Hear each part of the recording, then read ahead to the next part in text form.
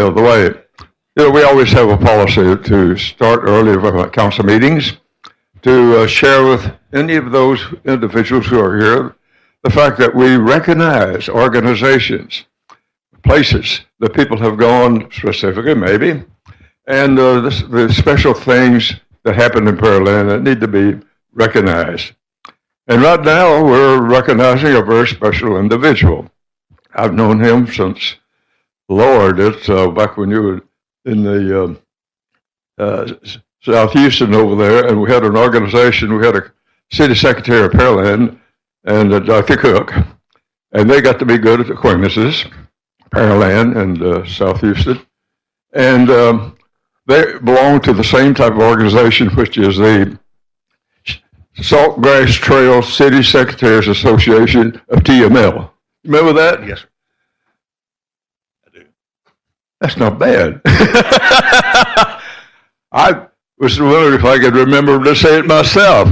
But to do that, we like to recognize people, mayors always do the recognition by what we call proclamations. This is suitable for framing. Since I'm a pulpit honest mayor, I hadn't framed it, so you'll have to help us out. All of you guys are going to chip in about framing up. So that's part of the process.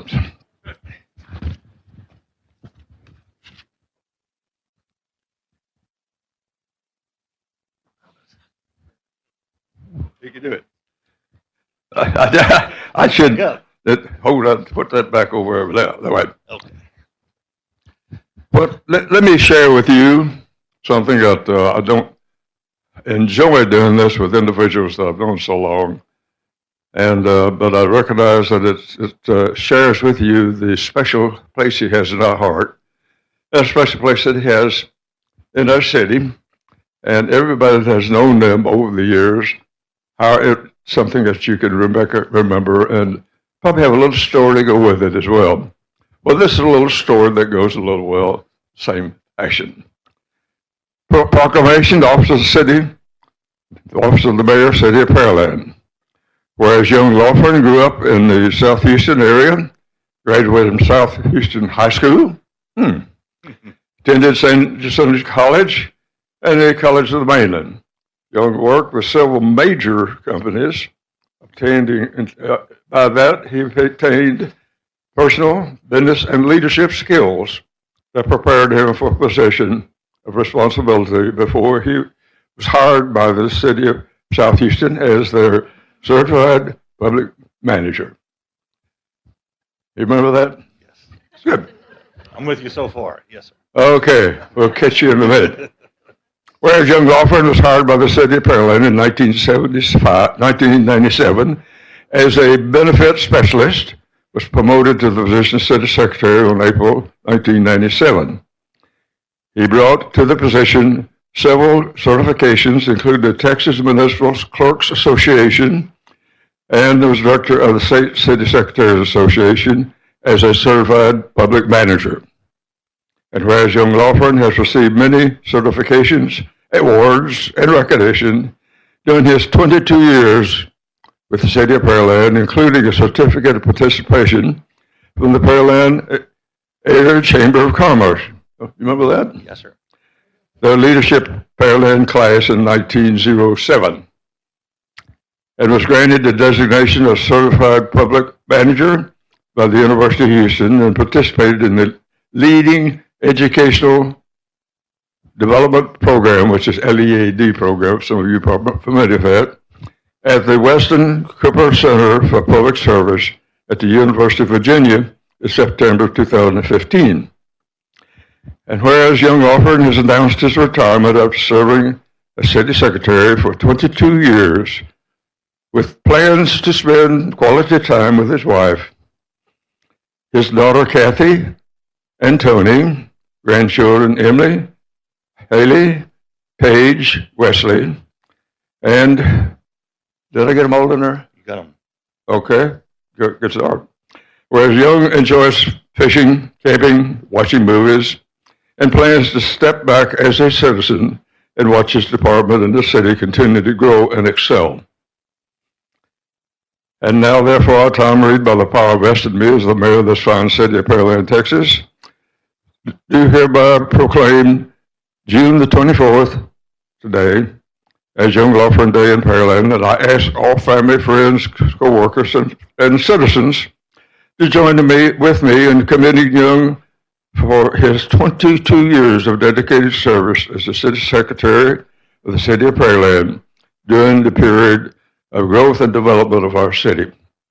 His many contributions to the citizens of Pearland is recognized and greatly appreciated, and it will be long remembered.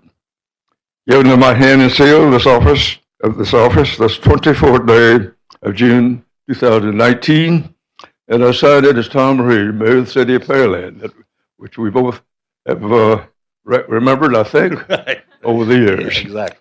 And let me present this to you. I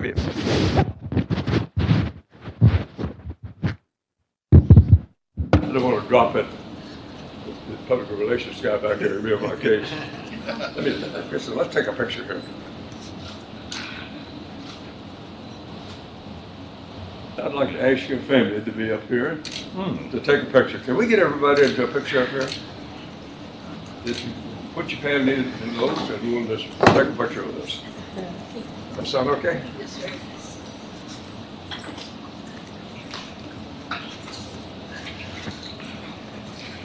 Gosh, you'll have to do a little staging and organizing for us. They're good, just like that. Bless you. There you go. Get you in there? Good. Okay, how's it look? 1, 2, 3.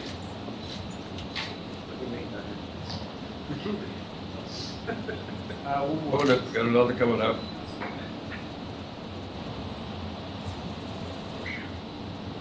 Good. And we have here the director of the Chamber of Commerce. And see, they have something moving in our direction.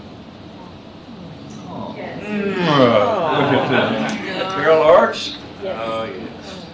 This is for you, you may be retiring, but you're gonna keep on rocking. Keep on rocking. Oh, look at that. Thank you. Congratulations. Turn that around, let's let him sit down. Thank you so much. Thank you so much. Thank you, Mayor. Thank you. I appreciate it. Oh, yeah, we have to figure out how to get it out of here.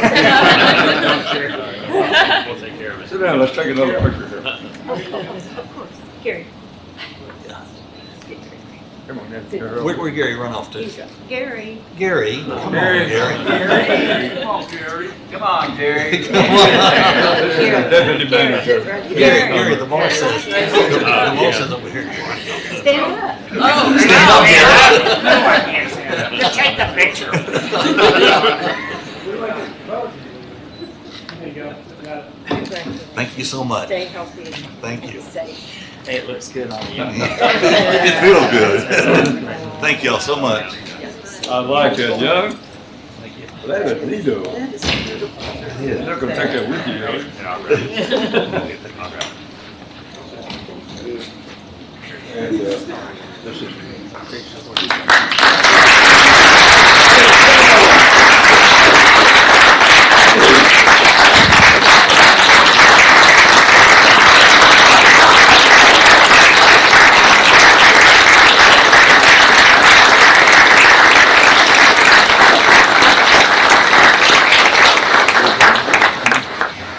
This is what we should have done every time you walk through the door. I just want to take a moment to thank our council and administration for giving me the opportunity the last 22 years to have such a great career, to serve here as the city secretary, and great co-workers, as you can see here, and certainly I'm proud of my family as well, and I just want to, don't have anything really rehearsed, but just thank everybody for supporting me throughout my career. And a special thanks goes out to Maria. She has stepped up, she's been the right hand, and now she's just stepping into the position, so wish her the best of luck. Thank y'all.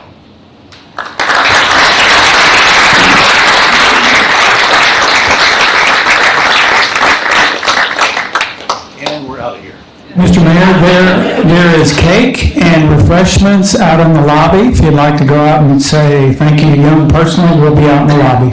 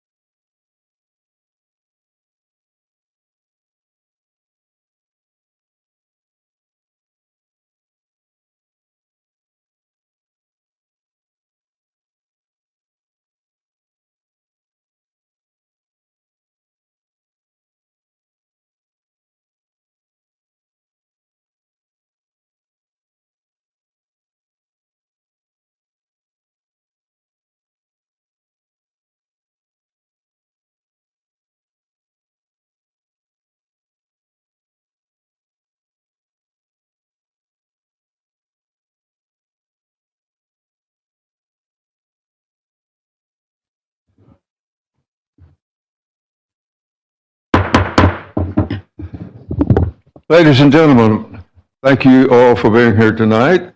And if you will please rise, we'll have an invocation by Councilmember Moore and Councilmember Orlando who will lead us in the Pledge of Allegiance. Please bow your heads with me. Dear Heavenly Father, we thank you for allowing us to gather here tonight. Please watch over us and allow us to do work that's pleasing to you and the citizens of the city and the city itself. Please watch over our first responders, our men and women in the military here and abroad. Put a hedge of protection around them. Make sure that they come home safe. Watch over everybody here that's with us tonight on their journey home. And we ask all of this in your name, dear Heavenly Father. Amen. Amen.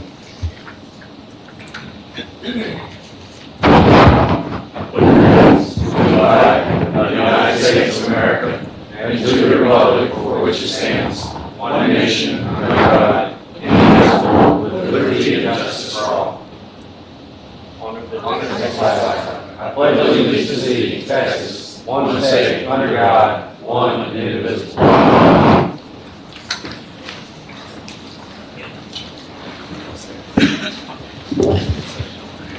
Thank all of you for being here tonight. It's a beautiful day outside, and when you have all of our citizens inside, it's really nice inside as well. Well, thank you all for being here. We've just finished a proclamation for our departing city secretary and his extended family, and so this it took us a little while to get back organized again. But thank you for being here. Moving in our agenda, and I will be using the agenda that you have, and I'll follow the order of that agenda. Moving into item 3, which is roll call. All the members of our council are here except for Councilmember Reed, and I believe he's on the way.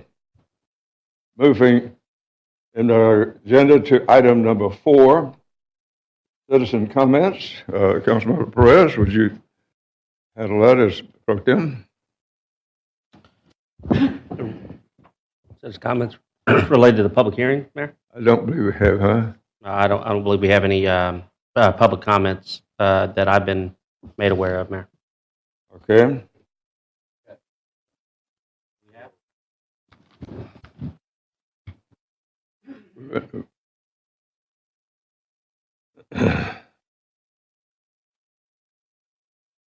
We're in business.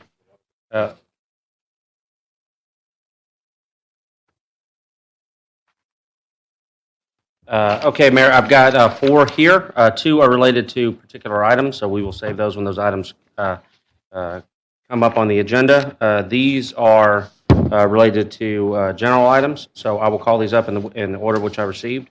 So first, Miss Mikola Adams. Adams, if you'll come up. Ma'am, if you'll please come to the microphone. Please state your name and address for the purpose of the record. Please keep your comments to 3 minutes, and I'll let you know when you have 30 seconds left. My name is Michaela Adams. I live at 1214 Woodchase Drive. It has come to my attention that the city is proposing removing stop signs. Speak into the microphone. That there's a proposal to remove stop signs from a few streets in my neighborhood. I live on Woodchase Drive, and there's a stop sign that butts up to Sunset Meadows Drive. And from my kitchen table, you can see this stop sign. There is a problem with people running the stop signs, but I feel like removal of these stop signs will make the situation even worse.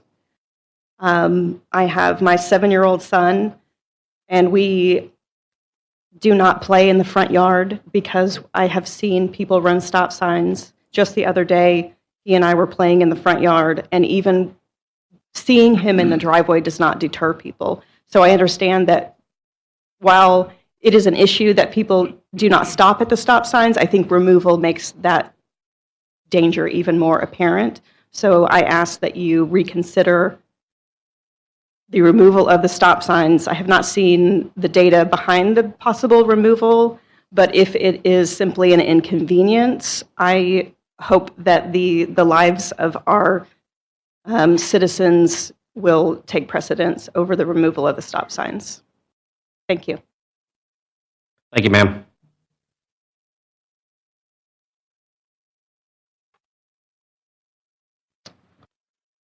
Next, we have Miss Rachel Britt. Please come up. And Ms. Britt, if you'll please state your full name and address for the purpose of the record. Please keep your comments to 3 minutes, and I'll let you know when you have 30 seconds left. Thank you. My name is Rachel Britt. I reside at 1212 Woodchase Drive. I live right there on the corner of Woodchase and Sunset Meadows, right next door to Michaela. And we have, again, it's kind of reiterate what Shia says, that we have been told that there is consideration of removing the stop signs from that corner and from the Pocket Park further down. As you come into the neighborhood, it is a straight shot all the way down to our street. It is a main entrance into the neighborhood.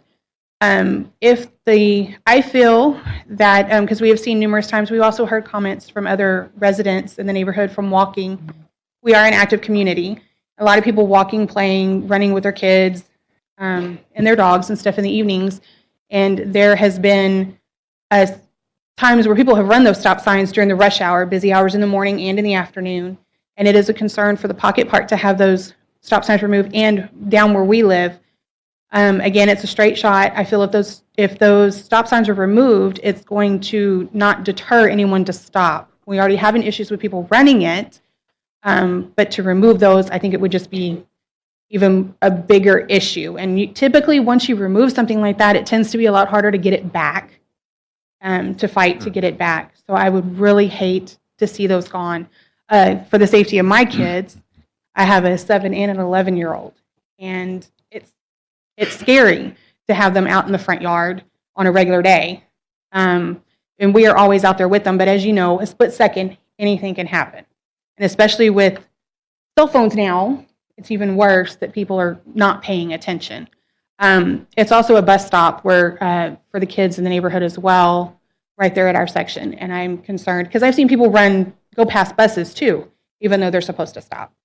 But it's a major bus stop, and I think that if those stop signs were removed, it would be detrimental to our neighborhood in that section. There's a lot of young kids and grandkids right there. So I would really implore you to really think and encourage you to come out and see during those times of day that when we do have issues that to see what we're talking about and what our concerns are, because it is a genuine concern. It's not just in each street in the neighborhood, it is a busy, busy street most times of the day, but especially in the rush hour times, it's really bad. So thank you very much for your time, and I hope y'all will really take the opportunity to come out, and I'll sit with you and serve y'all tea to come out there and just, really get a visual on what it is and the neighborhood and see what we're talking about. So thank you very much for your time. Thank you, ma'am. Mayor, it's come to my attention, one of the individuals that wants to speak on a particular item has sent me a message requested they speak now since they can't wait until that item has come up. So, Ms. Zayas, Heather Zayas, if you'll please come up.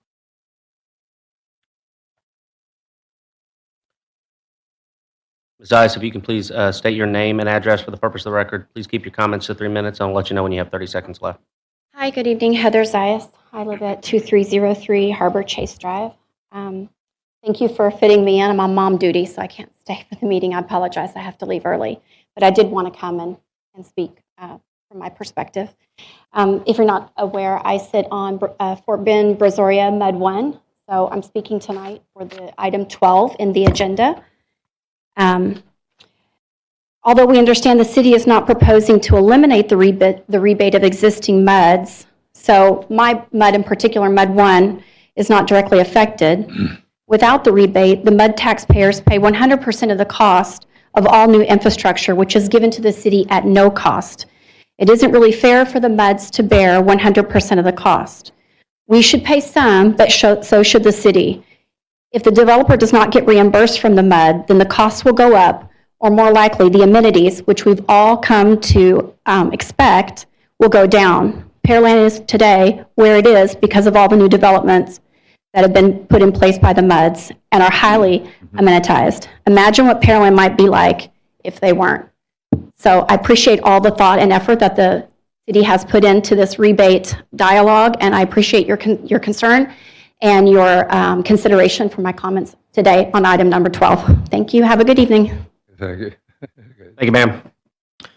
Mayor, one other individual wants to speak on that item, but we'll bring them up when that item comes up, and that's item 12 on the agenda, Mayor. Okay. That's all we have. All right.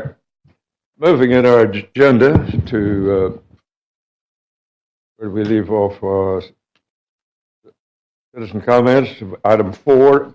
Item 5 is a public hearing. Some of you attended our meetings. Sometimes this position, we don't have public hearings very often, but right now we do have a public hearing, and I ask that staff introduce and review the public hearing on voluntary annexation. Thank you, Mayor and Council. This is our second public hearing for the voluntary annexations of 3 specific areas throughout the city, throughout the ETJ, actually. We have a approximately 93-acre area of land that's adjacent to County Road 48 between County Road 59 and County Road 895, and that's city-owned property that will be a part of the surface water plant pending construction. That area surrounds a 7.2-acre set of concern that is owned by the Gulf Coast Water Authority, that is comprised of a canal that will be a critical part of that operating function.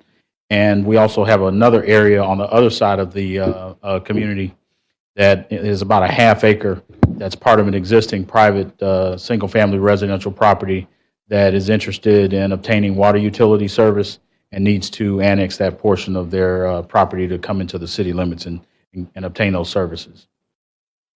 So a little bit of depiction, if you will, of the areas that we're talking about.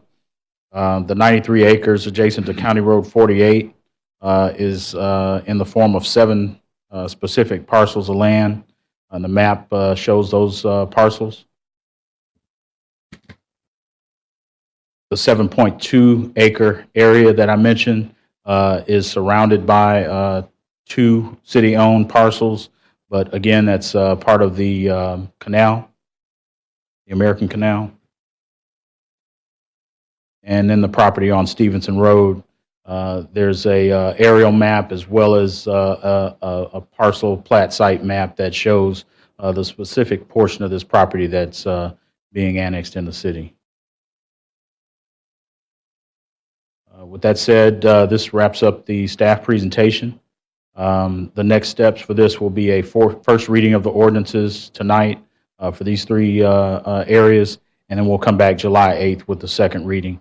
I do want to make mention that there is something council will have to do should you take action on agenda items 10 and 11. There's a minor mistake that needs to be corrected with the motion to amend. That should read on the west side of County Road 48 for each of those items. And with that said, I'll pass back the balance to Okay. That completes staff report. Staff spot. Moving in our agenda to ask the staff review the citizen comments for the process we're looking at it right now. I'd have to check for availability. Thank you, Mayor. Is any member of the audience like to speak either for or against these proposed annexations? Any member of the audience like to speak either for or against these proposed annexations? Third and final time, any member of the audience like to speak either for or against these proposed annexations? Okay. Takers, Mayor. Okay, moving in our agenda to the next item under our public hearing is for council and the staff to make the discussion that they want to express and make available. And to do that, I'll start with the city council, and I'll ask Councilmember Reed if he'll have any comments on this item. No comments, Mayor. Okay. Councilmember Reed, Perez. No comments, Mayor. Councilmember Hernandez. No comments tonight, Mayor. Thank you. Councilmember Little. Councilmember Moore. No, okay, and Councilmember Owens. Just a couple of comments, really. Just clarification. It seemed like we're just taking off the American Water Canal. We're not doing anything off of Mustang Bio. We know.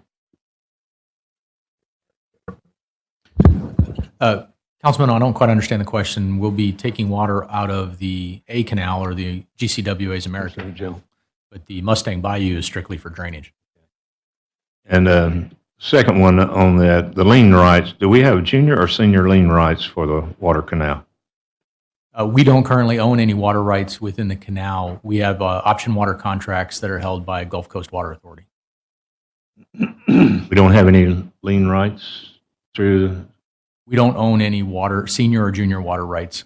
We have contracts with Gulf Coast Water who owns those senior and junior water rights. So we actually do have a drought. What happens to us at that water plant? With regards to GCWAs on their water rights, they have guaranteed water rights that go back to 1926. Associated with that is that our contracts with them is that they'll provide water from that A canal with 10 million gallons per day and proceed from there. They're also backed up with stored water from the BRA.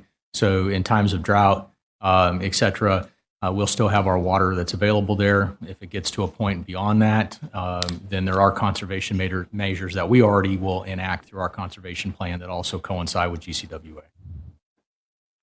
Okay. All right. Thank you. That completes your comments. With that, Councilmember Orlando. No comment from me, Mayor. And Councilmember Reed, thank you for leading that part off. Moving in our agenda to the consent agenda, are there any items to be removed from the consent agenda? Mayor, we need to adjourn the public hearing. I heard it, but I didn't understand it. We need to adjourn the public. Mayor, we need to adjourn the Oh, that's public. right. I'm sorry. We don't put this on our agenda this often, so we don't usually have this opportunity. That we also need the staff discussion, and I think who has not completed that at this point. Yes, Mayor, that wraps up staff comments. And with that wrapped up, we need to adjourn this public hearing at, looks like it's 7:50. Moving to the consent agenda, are there any items on the consent agenda to be removed at this point?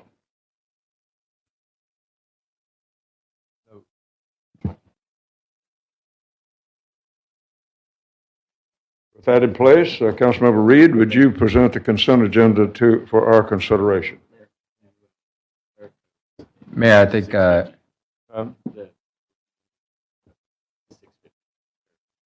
Okay, my angle said it was about 7:10, 10 minutes to 7, and it's 6:50? Yes, sir. His watch is better than mine. Thank you. We like to be accurate on legal stuff. Mayor, I think Councilmember Perez wants to remove agenda item F from the consent agenda. Agenda item F is Okay, we're moving to item. We're going to remove item F. Yeah, wait. Where are you now? On the consent agenda. Okay, you're on consent agenda. Yes, sir. Okay. So any items be removed? We got that. Item F, yes, Mayor. Okay. Yes, Mayor. So, make a motion? Yes, sir. I move that we adopt the consent agenda as is, with the exception of item F. So items A through F with the exception of item F. So move. Second. Okay. Have a motion and a second on the floor, Madam Secretary. Councilmember Reed, how do you vote? Aye. Councilmember Perez? Aye. Councilmember Hernandez? Aye. Councilmember Little? Aye. Councilmember Moore? Aye. Councilmember Owens? Aye. Councilmember Orlando? Aye. Motion passed. Consent agenda passed. Consent agenda A through F. Just a moment. Consent agenda A through E passed with the exception of consent agenda F. Okay, with that wrapped up, moving in our agenda, item 8, matters removed from the consent agenda. We have none. No, Mayor, we have item F. F as in Foxtrot. I'm sorry? Item F as in Foxtrot. That is, I did not hear that one. Okay. that's my fault, Mayor. So we need to present item F. Would you do item F for us, Mr. Reed? Thank you, Mayor. Consideration and possible action, resolution number R 2019-147. So moved. Second. We have a motion and a second. We're in discussion. Thank you, Mr. Mayor. Item F is a amendment to an existing contract we have with RB Everett.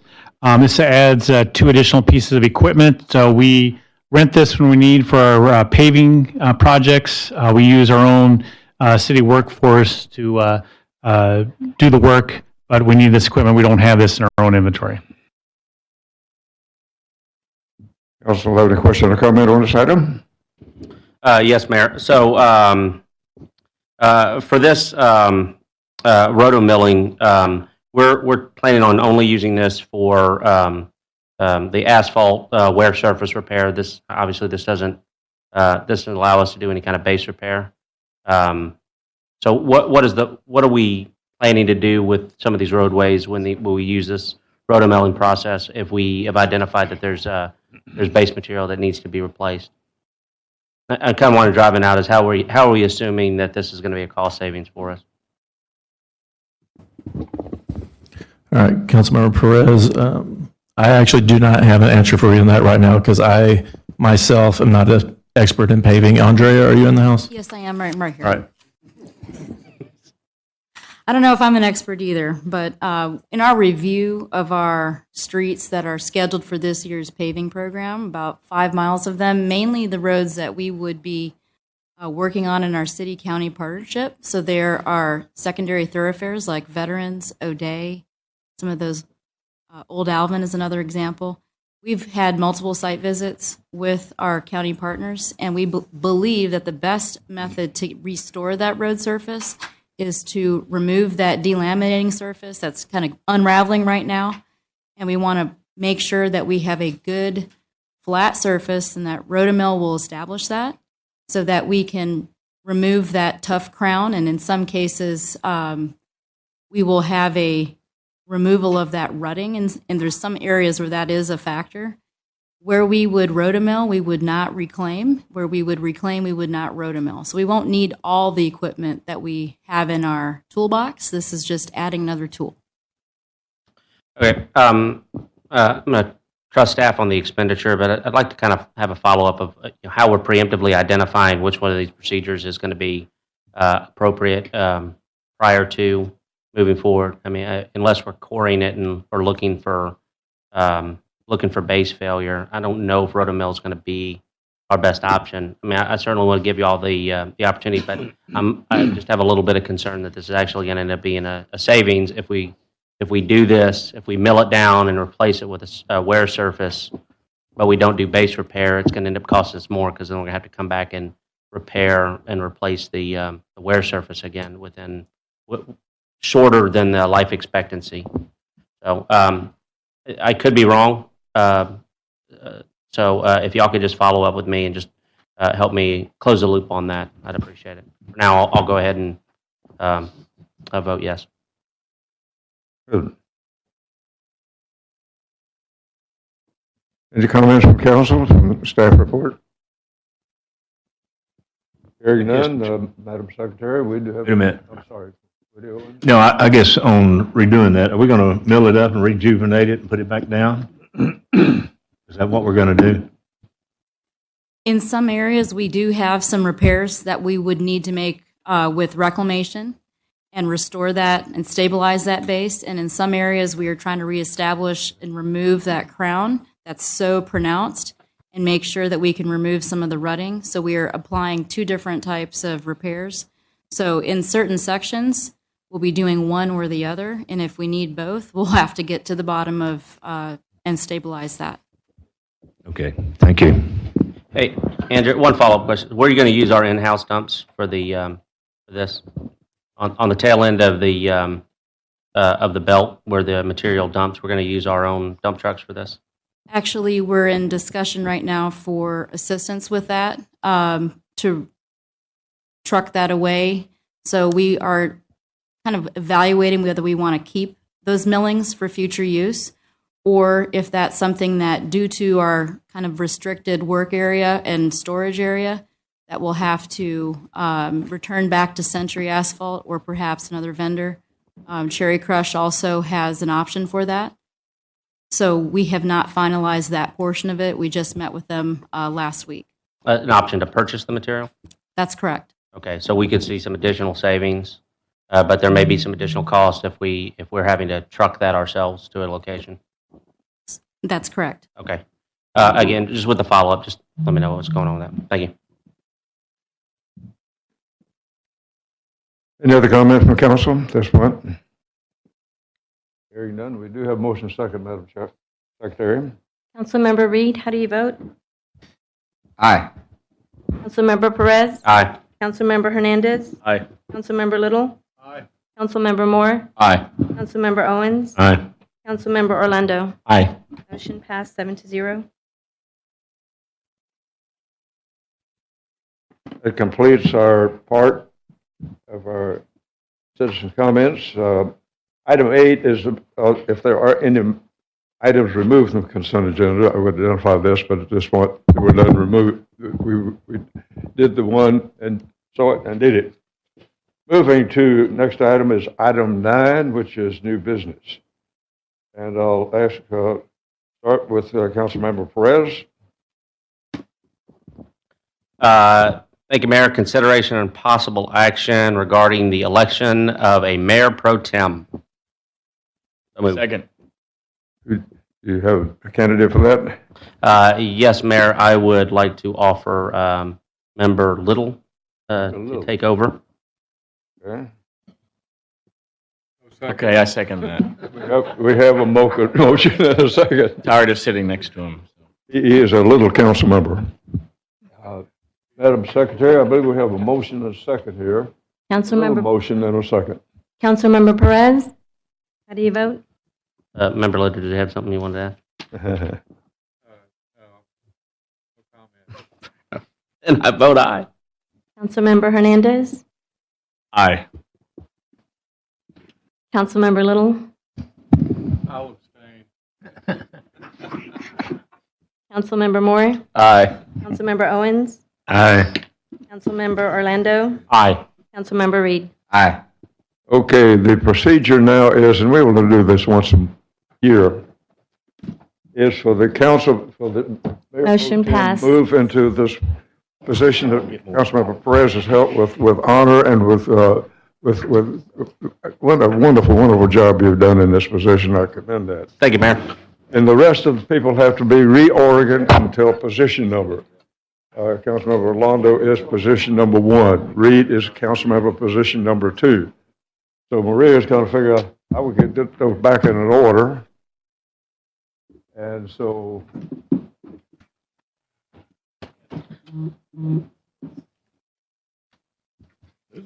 Quiet zone. Mr. Little, I want to extend my thanks and appreciation for your being here, and have you guarding my right flanks is something of, I think I greatly appreciate. My pleasure, Mayor. Thank you. Now, you'll have to defend me from Councilmember Reed and Councilmember Hernandez. Okay. From you and Moving in next item, let's see, we started off with Little. The next one would be Hernandez. Let's shift my numbers here. Consideration and possible action, second and final reading of ordinance number 1568-2. So moved. Second. We have a motion and a second. Mr. Mayor, we presented budget amendment number 2 for our first reading at your last meeting.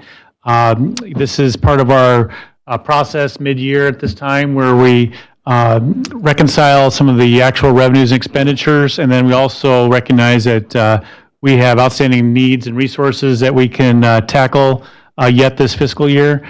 So the bulk of those were endorsed last time at the first reading. There were a couple of comments about a few items that came up at the table, and so we adjusted, and Mr. McCarter will run us through that. Thank you, Mr. Pearson. Good evening, Mayor and Council. My name is John McCarter, here to present Budget Amendment Number 2, our second and final reading. I just want to thank the staff who are here, who worked on this over the last 2 weeks, getting some comments taken care of. Appreciate that. To start with, it's important to underline why we do the Budget Amendment Number 2. We do this every year as kind of a part of our annual budget process. We want to take this opportunity to make sure that our numbers more accurately reflect the city's position since the budget adoption in September and our first budget amendment for carryovers, which was in December. This really provides us an opportunity to line up our spending with our resources to give us a nice springboard into 2020. To give you an idea of our process internally, we kick things off on March 5th with a staff retreat to lay the groundwork, and then we hand it off to the departments here who work on their base budgets and get those back to us by April 12th. We really take the next 2 to 3 weeks to get all that in line with the first budget reading happening on June 10th. That was 2 weeks ago. Then brings that to today, June 24th, which is our second final reading of this year's budget amendment number 2. As Mr. Pearson mentioned, there are some changes here reflecting comments from council last time. The first is the removal of the heavy equipment from the certificates of obligation sale, which is on the agenda later tonight. That was 2 Vector trucks and a street sweeper. They are no longer a part of the certificates of obligation.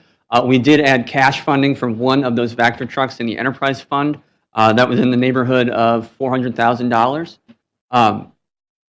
That will not have a lasting impact on rates. I know that was a discussion last time, but after we crunch the numbers, we can fund that with cash without pushing up rates next year. We also included $100,000 for what we're calling a stopgap Vector truck services. That's essentially for us to contract that service out until that new truck gets delivered, probably by the end of this fiscal year. We also added 3 vehicles for the capital projects group. There was already 1 existing.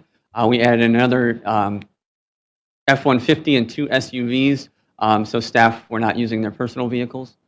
We also adjusted those capital funds to align with the allocations and planned spending for this year.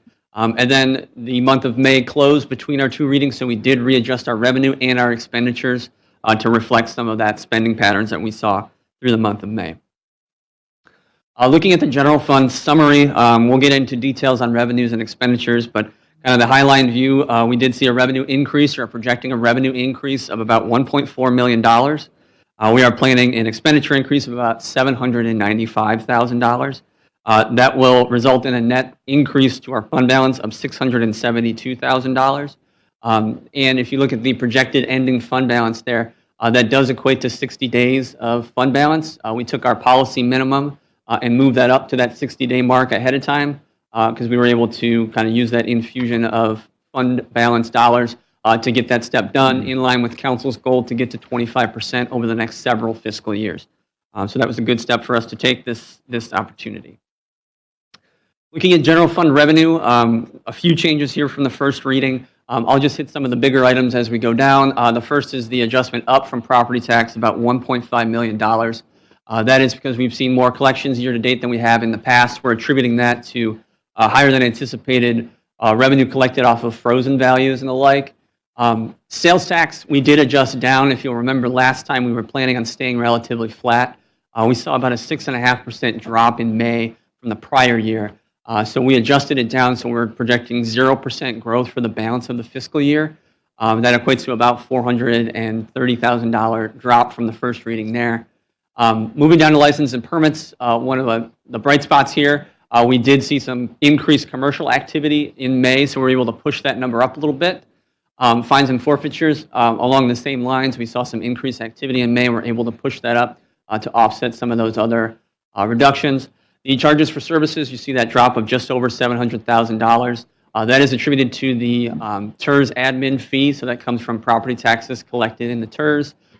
We are seeing just less collections year to date there than we have in previous years. We also had an adjustment down for an overpayment year to date to the TERS, which was in the neighborhood of about $300,000. Investment earnings, we're seeing a higher than anticipated return on investment on the fund balance that we have, our working capital. Miscellaneous is mainly due to our sale of property, and that transfers in $114,000 is to fund the capital projects vehicles. So bottom line, $1.4 million increase in our revenue totals projected for the year end.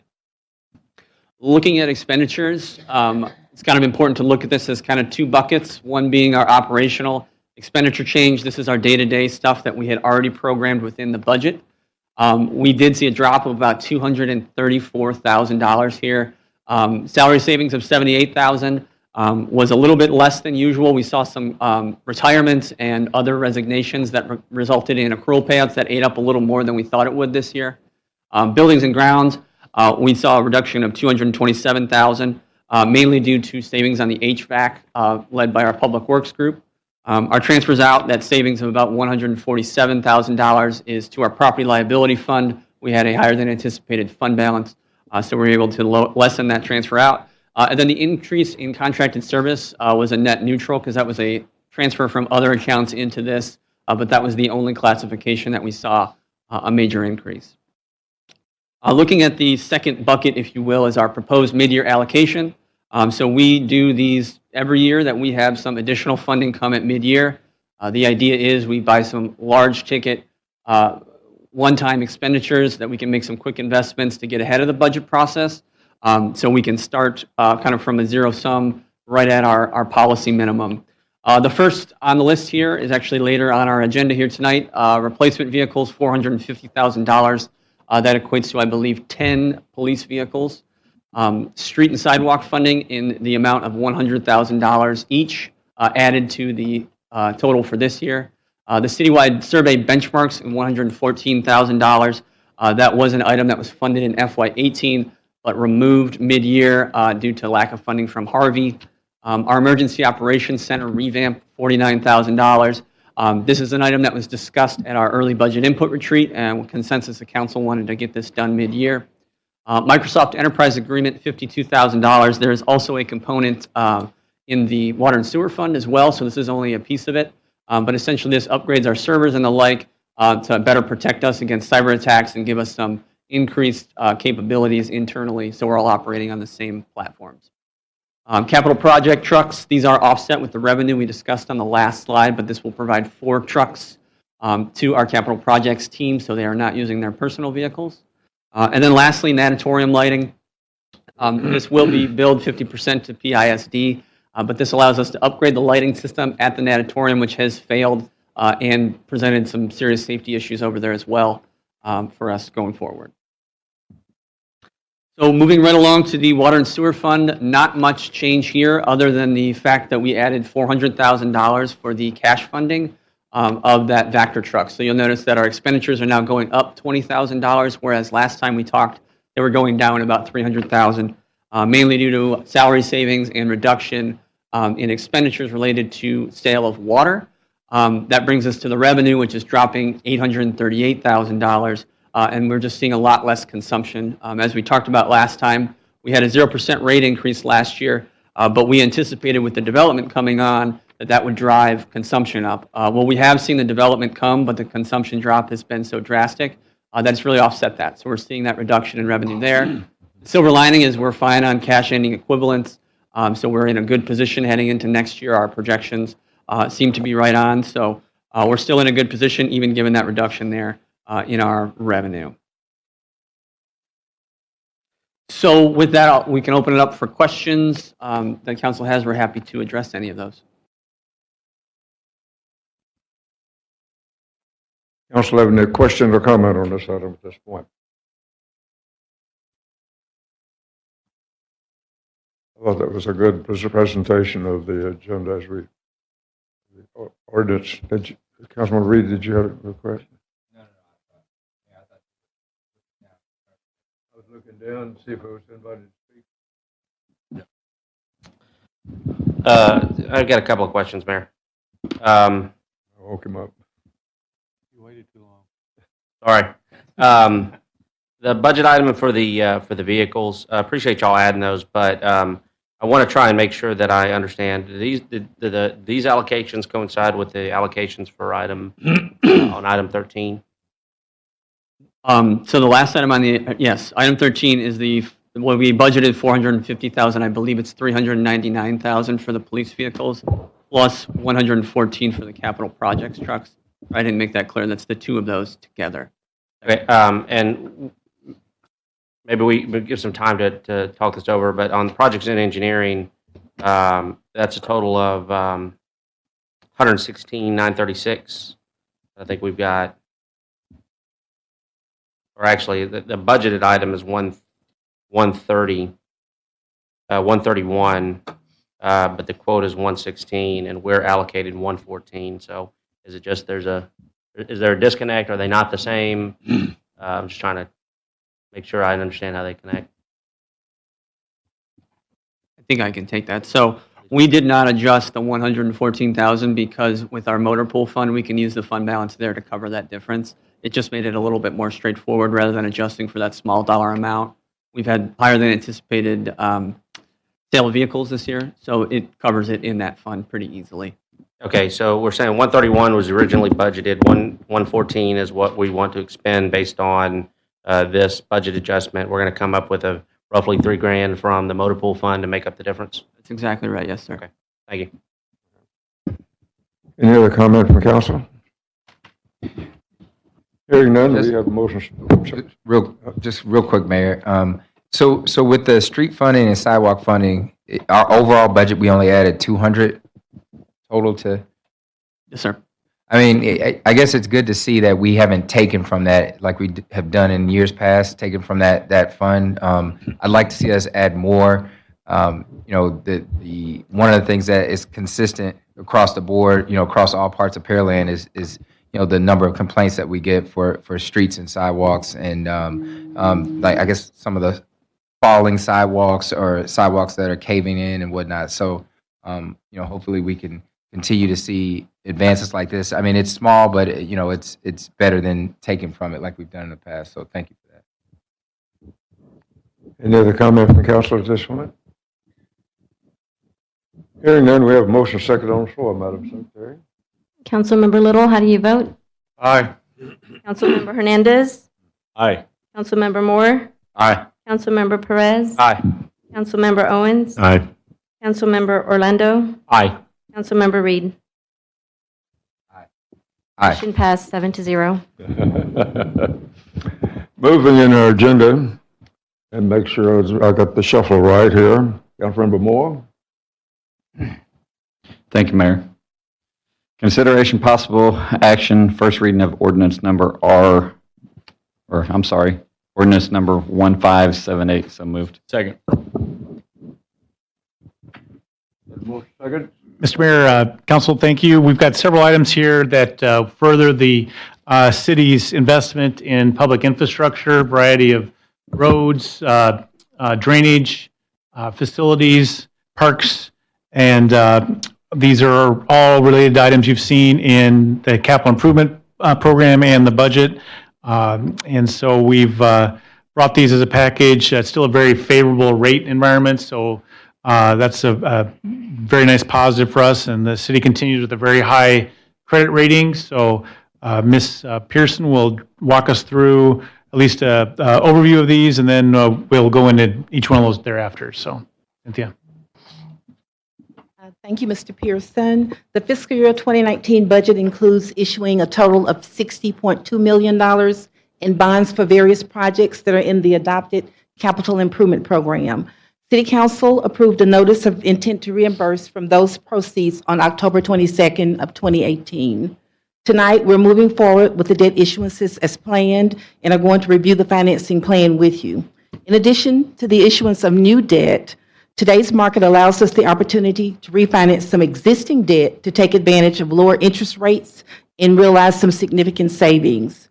We'll start our presentation with the tax-supported debt, which includes agenda items 3 through 5. After those items, we'll come back with an overview of the revenue-supported debt before moving forward with items 6 through 7. I'll do a brief introduction, after which you'll have the opportunity to ask questions and receive detailed information on any particular project included in this issuance. And that will be done by Mr. Robert Upton, our Director of Capital Projects and Engineering. Joining us tonight is Mr. John Roebuck with BOKF, the city's financial advisor. He will be presenting directly after Mr. Upton answers any questions that you might have. Mr. Roebuck will review the upcoming schedule of events and the impact to our tax rate. At that time, he will be happy to answer any questions you might have. Also with us tonight is Mr. Rick Whitty, our bond counsel with Oric Harrington, and he'll also be happy to answer any questions that you might have. So with that being said, we're going to move into the presentation, which will talk briefly to you about the bond types. And the bond types are general obligation bonds, which are voter approved, and they are those bonds that the citizens elect and approve. They are secured by property taxes, and they are required by law to levy a tax rate to pay for these bonds. The second type of bonds is certificates of obligation. This will be Series 2019A. They are not voter approved. They require public notice of intent to issue, and they are subject to petition by citizens. They are secured by property taxes, and we are also required by law to levy a tax rate to pay for these certificates. The third one that we're talking about tonight will be the Tax Increment Reinvestment Zone, or the TIRZ, certificates of obligation, which are Series 2019A. They are not voter approved. They require public notice of intent to issue, and they are subject to petition. They are secured by property taxes, and we are required by law to levy a tax rate to pay for the certificates. These particular bonds, these particular projects have been approved by TIRZ number 2, which is the Shadow Creek Ranch Development, to be reimbursed by them for the actual cost of the projects, and they have amended their budget to do so, so that it's already approved. Under the general obligation bonds, we have 3 projects. They are the D.L. Smith Area Drainage Improvements for $2.1 million, the Recreation Center and Natatorium Generator and Improvements for $1 million, and Hughes Ranch Road, County Road 403 from Cullen to Smith Ranch for $3.2 million, for a total of $6.3 million in the general obligation bonds. Under the certificates of obligation, we have Orange Street Service Center for $2.9 million, Recreation Center Natatorium Generator and Improvements for $485,000, and the Broadway at Dixie Farm Road intersection improvements for $1.5 million, a total certificate of obligation issuance of $4.9 million. And the TIRZ reimbursable projects are Shadow Creek Ranch Park Phase 2, $650,000, Fire Station number 8, $11.9 million, and the Shadow Creek Library, $1.7 million, for a total of $14.3 million. At this time, it will entertain any questions you might have, and Mr. Upton will answer those.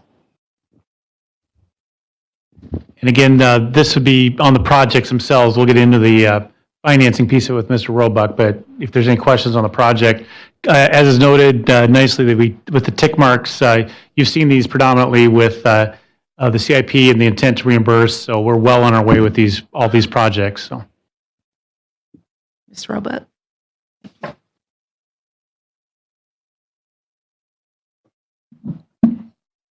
Thank you, Mrs. Pearson. Mr. Pearson, Mayor, council members, John Roebuck, BOK Financial Securities. I think my presentation is... now that you've gone over the projects, we're going to talk about how we're going to pay for them. As Mrs. Pearson talked about earlier, we are looking at 3 different issues for the general obligation side, permanent improvement and refunding bonds, and then certificates of obligation, Series 2019A, and then for the TIRZ reimbursable projects, the 2019B certificates of obligation. As I always like to do, I like to kind of do a brief overview of the current municipal bond market. As Mr. Pearson mentioned earlier, we are in a very favorable environment. In fact, since January 1, rates on both the general obligation and the revenue index have come down over 65 basis points. Because of trade wars, economic fears, talk of the Fed of lowering the Fed funds rate, we've seen really a flat yield curve. So long-term debt is very cheap right now, and short-term debt, as you saw in your budget amendments, because your investments have gone up because the rates on the short end are a little higher. But we are in a great environment to sell bonds, especially with your ratings. And as a result of that, we have an opportunity to save some money also. And so we have an opportunity to refund the outstanding 2007 certificates of obligation and also the permanent improvement bonds, Series 2010A, for interest cost savings of about $1.2 million. This is about a little over 10% present value savings for the city. And really, anytime you get over 3%, we're excited. 10% is very strong. And then on the next page, we take the current debt service requirements of the city, the general obligation, tax-backed debt service requirements on the far left. We take out the bonds we're refunding there in the third column, and then we add in the estimated principal and interest on the refunding portion of the 2019 permanent improvement refunding bonds. There in the yellow, you see the savings of about $1.2 million, and then the new money portion is going to be issued over a 20-year period, level principal, according to the resolution the city passed a couple years ago. And then on the far right, it's the resulting debt service requirements.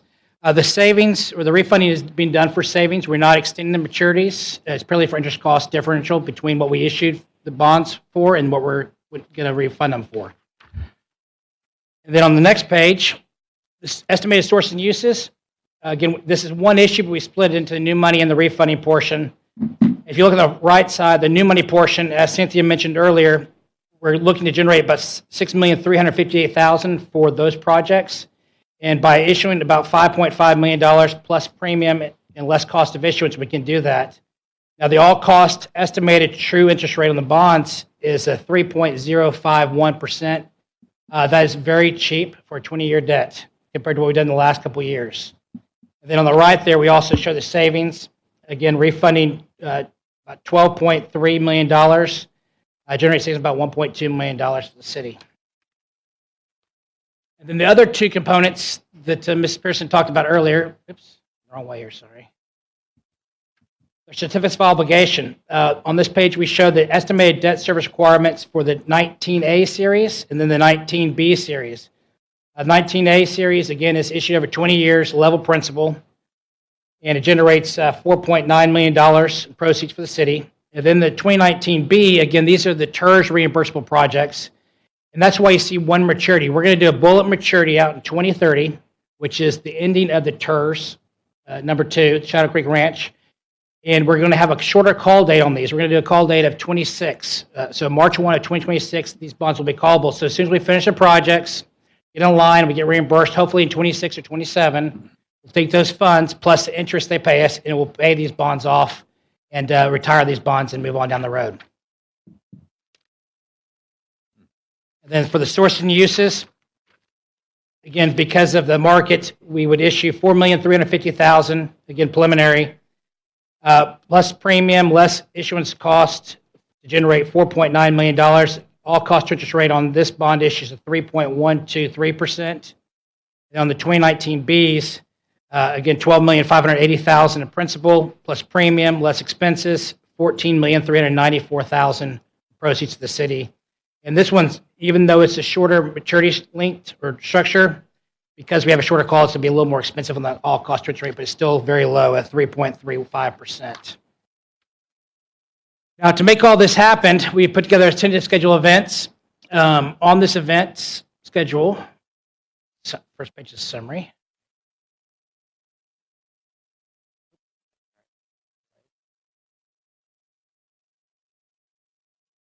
First, actually, the second item there is tonight, we're asking you all to approve or authorize the intent to issue the certificates of obligation, both the 2019A and 2019B series.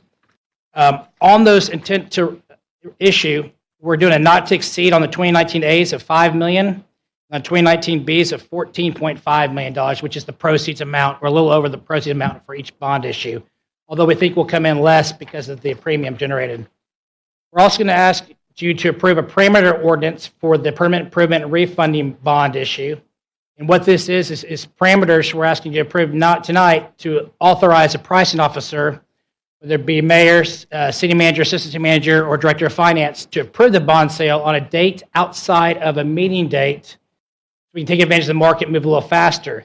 And as a result, we'll sell these bonds hopefully on Thursday, July 25th. So in a couple of weeks from now, we'll sell these bonds in the market, take advantage of the low interest rate, and then actually sell the certificates of obligation on August 26th, about a month later. And we'll also present the results of the permanent improvement refunding bonds at that meeting, and then close the permanent improvement refunding bonds on August 29th, and then close on the certificates of obligation on September 24th.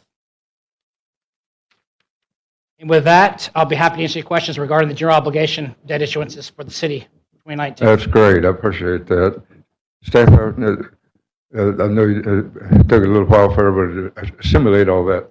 Council, have any comment or question on this item at this point? Councilman Reed? Since Councilmember Carbone is not here anymore, you're gonna have to really slow down from now on, right? So, that's first and foremost. So just help me understand, why is it that we're supposed to be receiving funds from the TERS, but we're still issuing COs? The TERS you can't be reimbursed for the TERS until the projects are completed and they're in line to be reimbursed. So once the incremental value from the TERS builds up enough where you can be reimbursed, at that point you'll be reimbursed. You have to get in line behind the other developers. And right now we're projecting that reimbursement to come in at 26 or 27. Yeah. So that was my next question. Why is it 26 or 20? We don't know for sure. Well, it just depends on how much growth happens within the TERS. That's going to change our cost, though, right? Well, the cost. Well, we're going to do the projects now. Is my understanding. The cost, though, the cost of taking out the COs. So, I mean, yes, the longer, yes, it'll be about $600,000, a little over $600,000 a year, but you'll receive reimbursement of the interest cost from the day you get approved, plus the principal amount of the bonds you issued. Okay, so taking out something, I mean, or not having a concrete date is really going to make a difference, whether or not, a difference of probably 600,000, around 600,000. Yes, but your reimbursement will include interest costs from the date of issuance or the date of acceptance by the TERS, which is as soon as you finish a project. So hopefully you'll get some of that money back. Even though you're not being reimbursed until 27 or 2028, you'll get reimbursed an interest component part of that. Will we get reimbursed the upfront cost? I don't believe so. What cost? I'm sorry. You mean the cost of issuance kind of thing, or? I mean, we can set the interest rate to factor that in when we set up the TERS reimbursement. So we'll look at that to try to recapture that as well. But okay, so we'll know by that if you go back, the calendar. Can you let us know, I guess, before we vote on this, the COs you probably won't see again. I can just follow up and let you know how this. We had another meeting on the TERS where we're looking at that closely, and we got another one coming up in mid-July. So we need a mechanism to fund the interim. We want to start the projects now, obviously, and deliver those and get in line for the reimbursement. So we need this cash to be able to carry those out, and we'll come back. I can send something out to you that shows the interest costs and how much that we can get back and all in for the upfront costs you said. Okay. If you don't mind, to echo Mr. Pearson, we looked at various mechanisms to try to find a funding source to pay for these projects. You can't get in line and get reimbursed until you actually complete the project. Yeah. So we looked at different loans through banks. We looked at public, private. We looked at all kinds of different options, and this was the cheapest option. No, I understand that part. I mean, I'm talking about the cost of the initial cost of the CO. So, right. I mean, there's the initial cost, and then there's the cost on the back end. Whether or not whether it's 26 or 27, I mean, every year is going to make a difference, right? So, hopefully, it won't be, we're coming back and it's 28 or 29 before we see that money. So, our hope is that if it is that long, we built up that accrued interest cost to be reimbursed for that amount also. So it's not just the project cost, it's also the interest component from when we get approved by the TERS. Yeah. So we should get most of that back as we finish.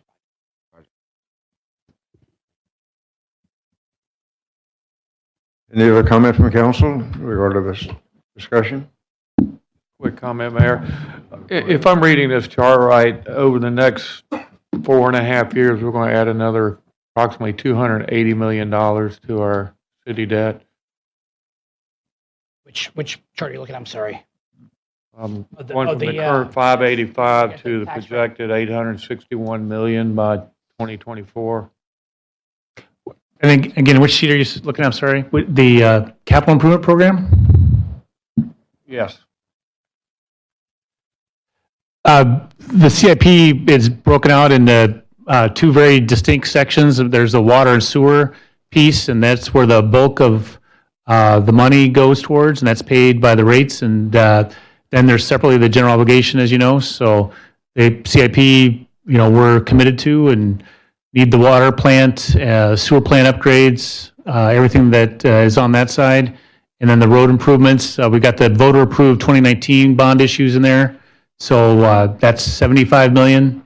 And then we're paying things off as we go along. And the important thing is on our ability to pay, we've got that chart in there that shows how the valuation is growing, and actually our outstanding debt to AV ratio is declining every year. So the answer is yes. It's more nuanced than that, but yeah, if you want to take that. Any other question from council?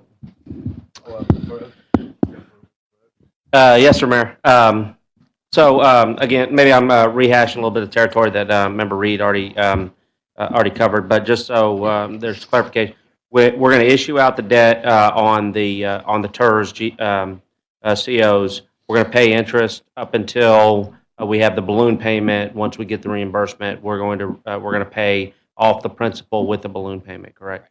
And then, maybe it's a question for staff, the interest-only payments in that interim was going to come out of general fund? It'll be a debt service levy, just like anything else. So it's not a general fund, it's a debt service levy. Okay.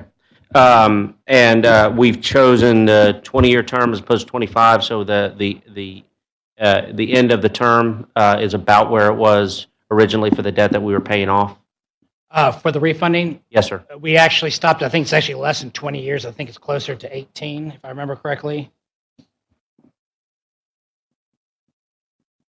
Actually, it's more like 17 or 16. Actually, it goes up to 2035. So 4 years, so it's 16-year debt, the refunding. The columns you'll get on the far right is the new money portion only. Okay. Yeah.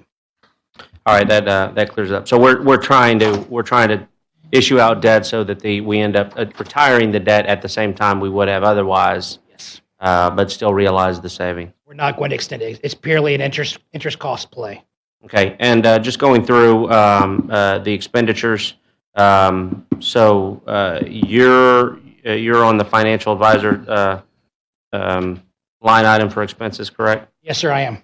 Okay, and so that's for each of these. It's 18.5 for the refunding and 10 for the new money portion. Yes. Can you go through what the amount, the $64,080 on the underwriter's discount, what that expenditure goes to? That is that's basically the spread that the underwriters, we built in their profit, basically, to find the buyers, to find the homes for the bonds. So it's not really a discount. Well, no, it's an interesting They call it term. an underwriter's discount, it's an underwriter fee, basically. Fair enough. And the rating agencies, where's that 19.5 go towards? That's for Moody's and for Fitch. So we pay them a fee to rate the city every time we issue debt. And these are estimates at this point. We do believe that the rating agency fees will come down a little bit because we are issuing really 5 bond issues. Okay, and with respect to the TERS issuance, all of these expenditures would be reimbursable by the TERS, correct? Well, they're built into the transaction. So when it's all said and done, when you close on a transaction, because of the premium that's generated, it covers the cost of issuance. You're able to reduce the amount of debt because of that premium. So they're built into it. So the premium covers the cost of issuance. So yes, you will be reimbursed. See, I'm much nicer than Tony. Want to explain it? Thank you. Appreciate all the hard work. Thank you. That's all I have, Mayor.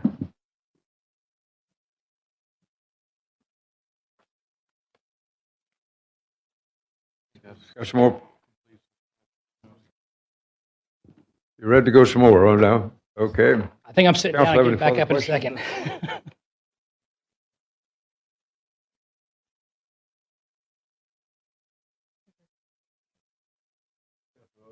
Page 19.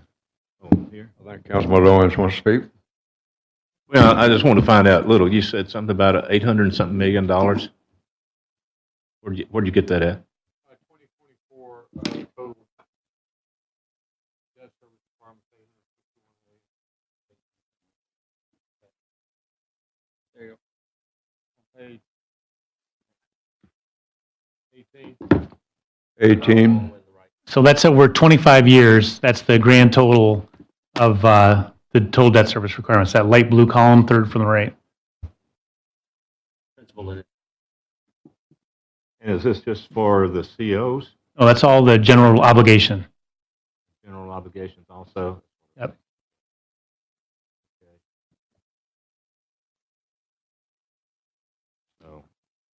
You know, at some point in time, I'd like to see, you know, we're fixing to get in some pretty heavy expenditures on the water plant to see what our rates are going to do in order, you know, when we start paying for those and water rates, and we sell the bonds for that. I'd like to see what kind of water rates. Remember, once we look at that every year, we show that in the budget. When we build our multi-year on the water and sewer, we anticipate all that. So that's already been built in. We had 0% rate increases, even assuming what we're issuing here. Yeah, because we're getting to sell quite a few bonds on And that's, water plant. yes, sir. That's been planned, and that's part of what you'll hear next on the enterprise fund side. Yeah, because not too long ago, we had a thing come out that was showing a 15.6% increase in water rates. That's one of the projections that we had, yeah. So, but again, that's on the next side, the enterprise fund that's coming up next. Maybe just follow up with our bond council. When we do issue out debt for the surface water treatment plant, do y'all anticipate that's going to affect our rating and affect our rates in the future? Your rates, that just depends on, I guess, collections. The rating, I don't believe so, because The issuance of debt in and of itself would not necessarily affect our rate, correct? your credit rating, no, because they built into this surface plant already. We talked about the entire project with them already. Okay. I guess as a follow-up, when does Moody's rescore us? They score us annually, correct? Yes, and we actually have a call scheduled for July 9th. All right. And do 9 a.m. we anticipate a change in our rating? I know. It's probably more information you want to know, but as fast as you're growing, they're not going to change your rating until you slow down growth.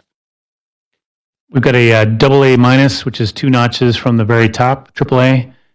We do have a negative outlook, just to be fair, and that was because of planned drawdowns, but your item 2, we added $800,000 to fund balance, so. Yeah, the negative outlook was because we didn't have enough money in reserve, and we're. I wouldn't say we didn't have enough. It's because they saw very simplistically that we drew it down, but yes. As they viewed it, we didn't have enough, or that we were discounting that, but we're making movement to recover that, move that back up to the 25% as opposed to 15%. But we don't expect that that's going to positively affect our rating? Not yet. Not yet. It's going to take a couple of years for this. They want to see a pattern. Fair enough. We've drawn down the fund balance a little bit with one-time expenditures over the last couple of years, and that's what happened. We actually got a credit outlook or annual review last week, and they maintained the same rating. Now, we have not taken this to them. We've scheduled a call, but we have not taken this to them yet. But the city's actually rated AA on the GO and then AA minus or on the water and sewer. So you're actually higher rated on the GO. So you're 2 notches below AAA. So you're in great shape. Okay, thank you.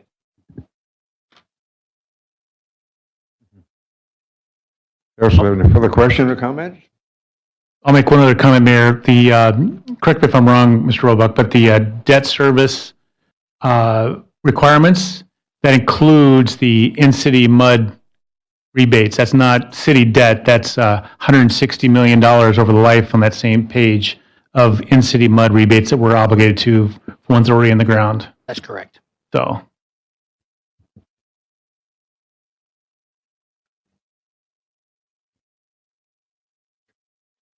Any other comment from council at this point? I think we've run out of questions here at this point.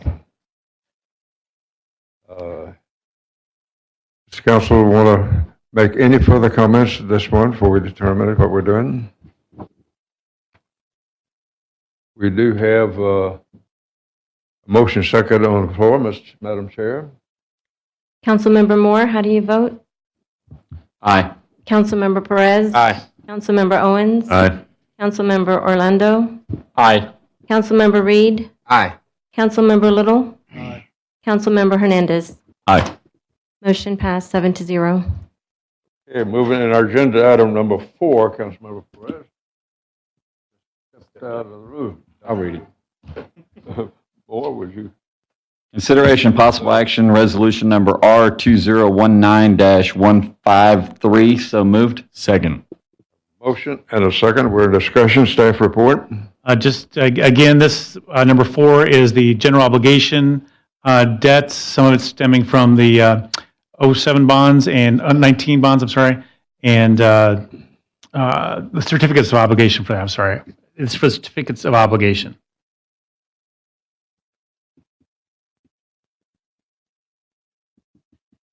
We've already gone through that, the projects and the financing for that, so unless there's separate questions for this one. Item 4 is for the A's, and then item 5 is for the 2019 B's. Nothing else, sir. Any other comments from council? No. Okay, Madam Secretary, we've got motion second on the floor. Councilmember Moore, how do you vote? Aye. Councilmember Owens? Aye. Councilmember Orlando? Aye. Councilmember Reed? Aye. Councilmember Little? Aye. Councilmember Hernandez? Aye.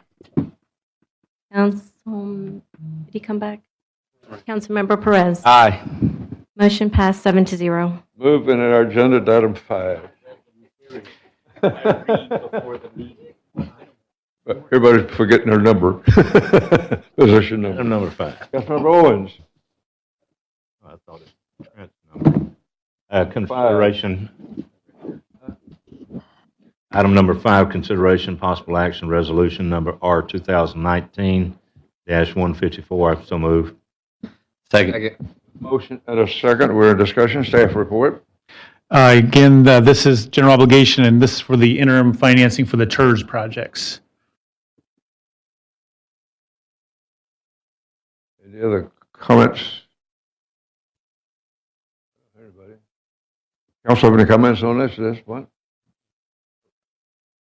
That suffice as a staff report? Yeah. Good, super. Any comment for council? Hearing none, Madam Secretary, we have motion second on the floor. Councilmember Owens, how do you vote? Aye. Councilmember Orlando? Aye. Councilmember Reed? Aye. Councilmember Little? Aye. Councilmember Hernandez? Aye. Councilmember Moore? Aye. Councilmember Perez? Aye. Motion passed 7-0. Moving to item number 6, Councilmember Orlando.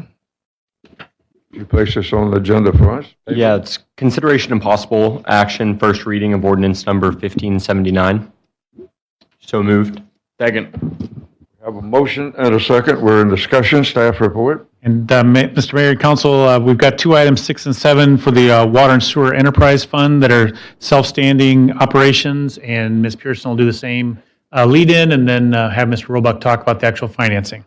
Thank you, Mr. Pearson. On these 2 bond issuances, we are dealing with the Texas Water Development Board for Water Sewer Revenue Bonds, Series 2019A. These bonds are secured by net system revenues. The pledge is strengthened by bondholder covenants and part of the multi-year commitment from the TWDB Drinking Water State Revolving Fund. And you'll find out a little bit later that those rates are significantly lower than we can get on the open market. The other type of revenue bond issuance is the water sewer revenue bonds. We have a Series 2019B this year, and they are secured by system revenues also, and the pledge is also strengthened by bondholder covenants. I think I'm one behind you. On the water sewer revenue bonds, the TWDB bonds, 2019A series is the surface water plant phase 1, and that is $21 million. The regular water sewer revenue bonds 2019 B series is the Orange Street Service Center Phase 1 for $4.3 million. The Orange Street Service Center Phase 2 for $675,000. FM 521 ground storage tank expansion is $2.7 million. The Bailey water plant improvements are $4.2 million. And sanitary sewer rehabilitation, $1.5 million, for a total of $13.5 million.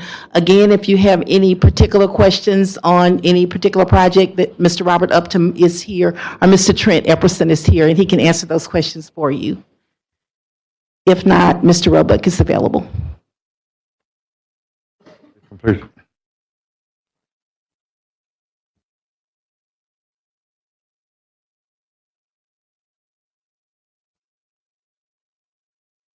Is that complete staff report? Mr. Roebuck will go through the financing similar to what we just did on the general. Okay. And now we're going to show how to pay for the water and sewer projects. On page 2 of the presentation, since we've already gone over the current bond market, I'll skip to the debt service requirements on the Texas Water Development Board deal. These bond issues, the 2019As, are actually structured over a 30-year period to match the useful life of the surface water plant. And we are issuing these through the Texas Water Development Board. This is the 4th issuance of the $158.5 million, I believe, authorization we received from them. One of the benefits of issuing these bonds through the Texas Water Development Board is that they carry an interest rate that is about 1.25% lower than the current market. So we have a benefit of getting lower rates, but we're also issuing to the Texas Water Development Board instead of going through the public process. The debt service there is on page 2. On page 3 is the sources and uses. We are going to issue $21 million in principal amount. The Texas Water Development Board does charge an origination fee of $442,000. So the total proceeds will be $20,558,000. And because of that discount, the all cost on 30-year debt is about a 1.9%. That's a big difference between what we were showing on the 20-year debt earlier. The city will be paying out-of-pocket expenses because we are limited in the funds we can receive. So we've decided, as we have in the past, to have those issuance costs paid out of pocket by the city instead through the bond issue itself. Page 4, like we talked about on the permanent improvement and refunding bonds, the water and sewer also has an opportunity, to generate some savings because of market rates by refunding a portion of the Series 2007 water and sewer revenue bonds, also the Series 2010 revenue bonds, and also a portion of the 2010B revenue refunding bonds for a savings of about $2.5 million. And the next page shows the estimated debt service requirements. And again, the refunding is purely for interest cost savings. We are not lengthening the debt. The maturity structure is the same as the bonds we're refunding. But showing the current debt service requirements there in the second column, which includes the Texas Water Development Board issuance, less the bonds to be refunded, plus the refunded portion, and then the savings there's highlighted in yellow. You'll notice that we have higher savings in the first 5 years, and I'll show you why we're doing that in the next page. Very similar to what we did in 2017, cover the reserve fund requirement. But then the next 2 columns are the new money portion, and we're going to issue $11.9 million to generate $13.5 million in proceeds based on the projects that Ms. Pearson talked about earlier. And then, as I mentioned about the savings structure, there in the green, because these are water and sewer bond issues, we have to basically satisfy a reserve fund requirement. In the past, we've used cash funded over a 60-month period or 5-year period. So we're going to structure it such that we generate more savings in the first 5 years to offset that reserve fund requirement, yet still show savings of $1.3 million over the life of the bonds. We will take about $911,000 from the 2010A water and sewer bond reserve fund and move it over to this reserve fund to satisfy a portion of the requirements. And then on the source and uses of funds, if I get there. We are going to issue again, this is one bond issue, but we broke it out in the refunding and new money portion. We are going to refund $27.2 million and generate $2.5 million in savings. And then on the new money piece, issue $11.9 million plus net premium, less expenses to generate proceeds of $13.5 million for the city. And the all-cost interest rate on here is 3.161%, the new money piece. And then to accomplish this, we have a schedule of events for the water and sewer piece also. It lines up pretty much with the permanent improvement and refunding bonds, except for the Texas Water Development Board. After tonight, we will get with the Texas Water Development Board and we'll receive estimated rates on next Monday, the 1st, and we'll provide final numbers at the next meeting, which is July 8th, and you'll ask you to approve the bond issue at that point. And then we'll sell the Series 2019B bonds again on the 25th of July. and deliver those on the 29th of August. And we'll also close the Water and Sewer Texas Water Development Board deal on August 6th, at which time you'll receive the $21 million for the surface plant. With that, I'll be happy to answer your questions about the water and sewer bond issues. That completes your staff report. Sir. That's good. Council have any question or comment regarding the staff report? Hearing none, Madam Secretary, we have a motion second on the floor. Councilmember Orlando, how do you vote? Aye. Councilmember Reed? Aye. Councilmember Little? Councilmember Hernandez? Councilmember Moore? Aye. Councilmember Perez? Aye. Councilmember Owens? Aye. Motion passed 7-0. Moving in our agenda to item 7, Councilmember Reed, would you handle this one? Thank you, Mayor. Consideration and possible action, first reading of ordinance number 1577. So moved. Second. I have a motion and a second. We're in discussion. Staff report. Just real quickly, this is another set of the water and sewer bonds, and same goes what was just said with Mr. Roebuck's comments. Council have any question or comment at this point? I don't hear a motion or see a motion in that direction. Madam Secretary, I believe we got a motion second on the floor. Councilmember Reed, how do you vote? Aye. Councilmember Little? Aye. Councilmember Hernandez? Aye. Councilmember Moore? Aye. Councilmember Perez? Aye. Councilmember Owens? Aye. Councilmember Orlando? Aye. Motion passed 7-0. Okay, with that information in record, let's move to item. Councilmember Little. Thank you, Mayor. Consideration of possible action, resolution number R 2019-151. So moved. Second. We have a motion and a second on the floor. Council report. Thank you, Mr. Mayor and Council. Tonight, we've got a presentation on the indoor sports facility that's been a part of the Pearland 2020 plan. You'll hear a little bit about, there were several different types of facilities that were considered. The indoor sports facility was deemed to be the most promising, and we've done considerable amount of work on that with our consultants, and they've done a very good job of giving us all the issues and so forth, and you'll hear from them in a second.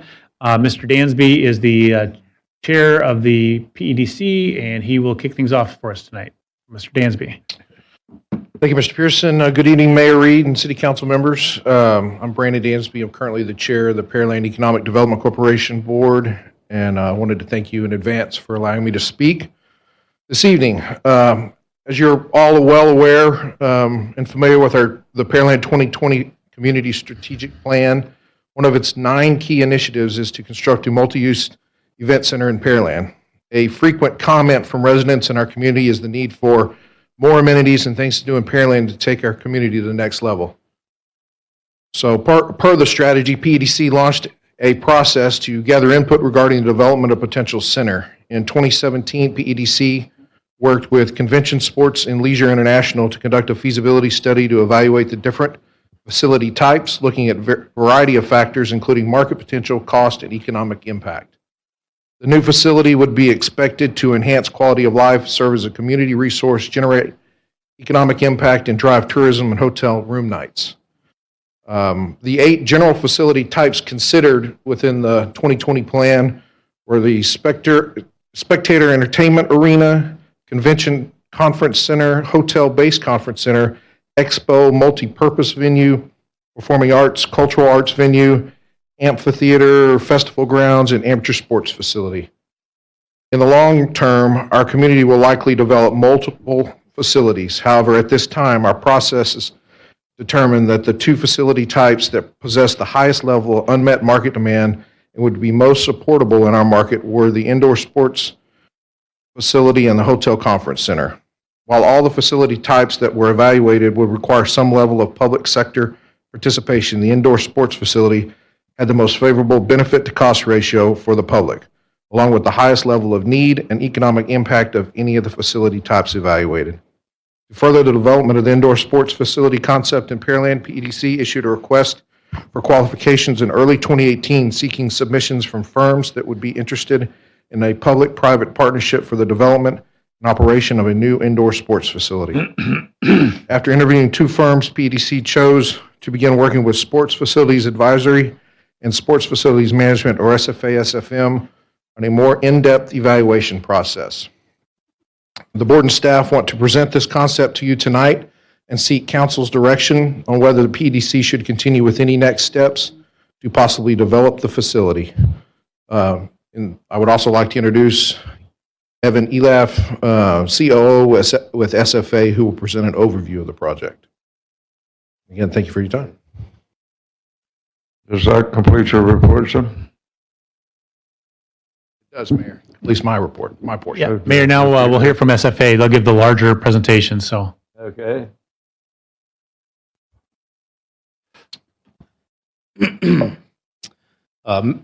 Mayor, members of the council, first and foremost, thank you for your time today. Once again, Evan Elef, I'm the COO of SFA and one of the partners owners in SFA and SFM.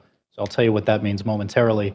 What I'm going to go over with you in the next 15 to 20 minutes is a high-level overview of a very detailed process, detailed set of reports that we've delivered. Today's goal is not to dive deep into the details in my presentation, although happy to answer any questions in detail that you've got, but really to walk through at a high level the process that we went through in order to make our recommendations and get to the punchline of the results of the facility that we recommend you consider for next steps and action items. Just very quickly, 2 companies you've heard so far, SFA, Sports Facilities Advisory, and SFM, Sports Facilities Management.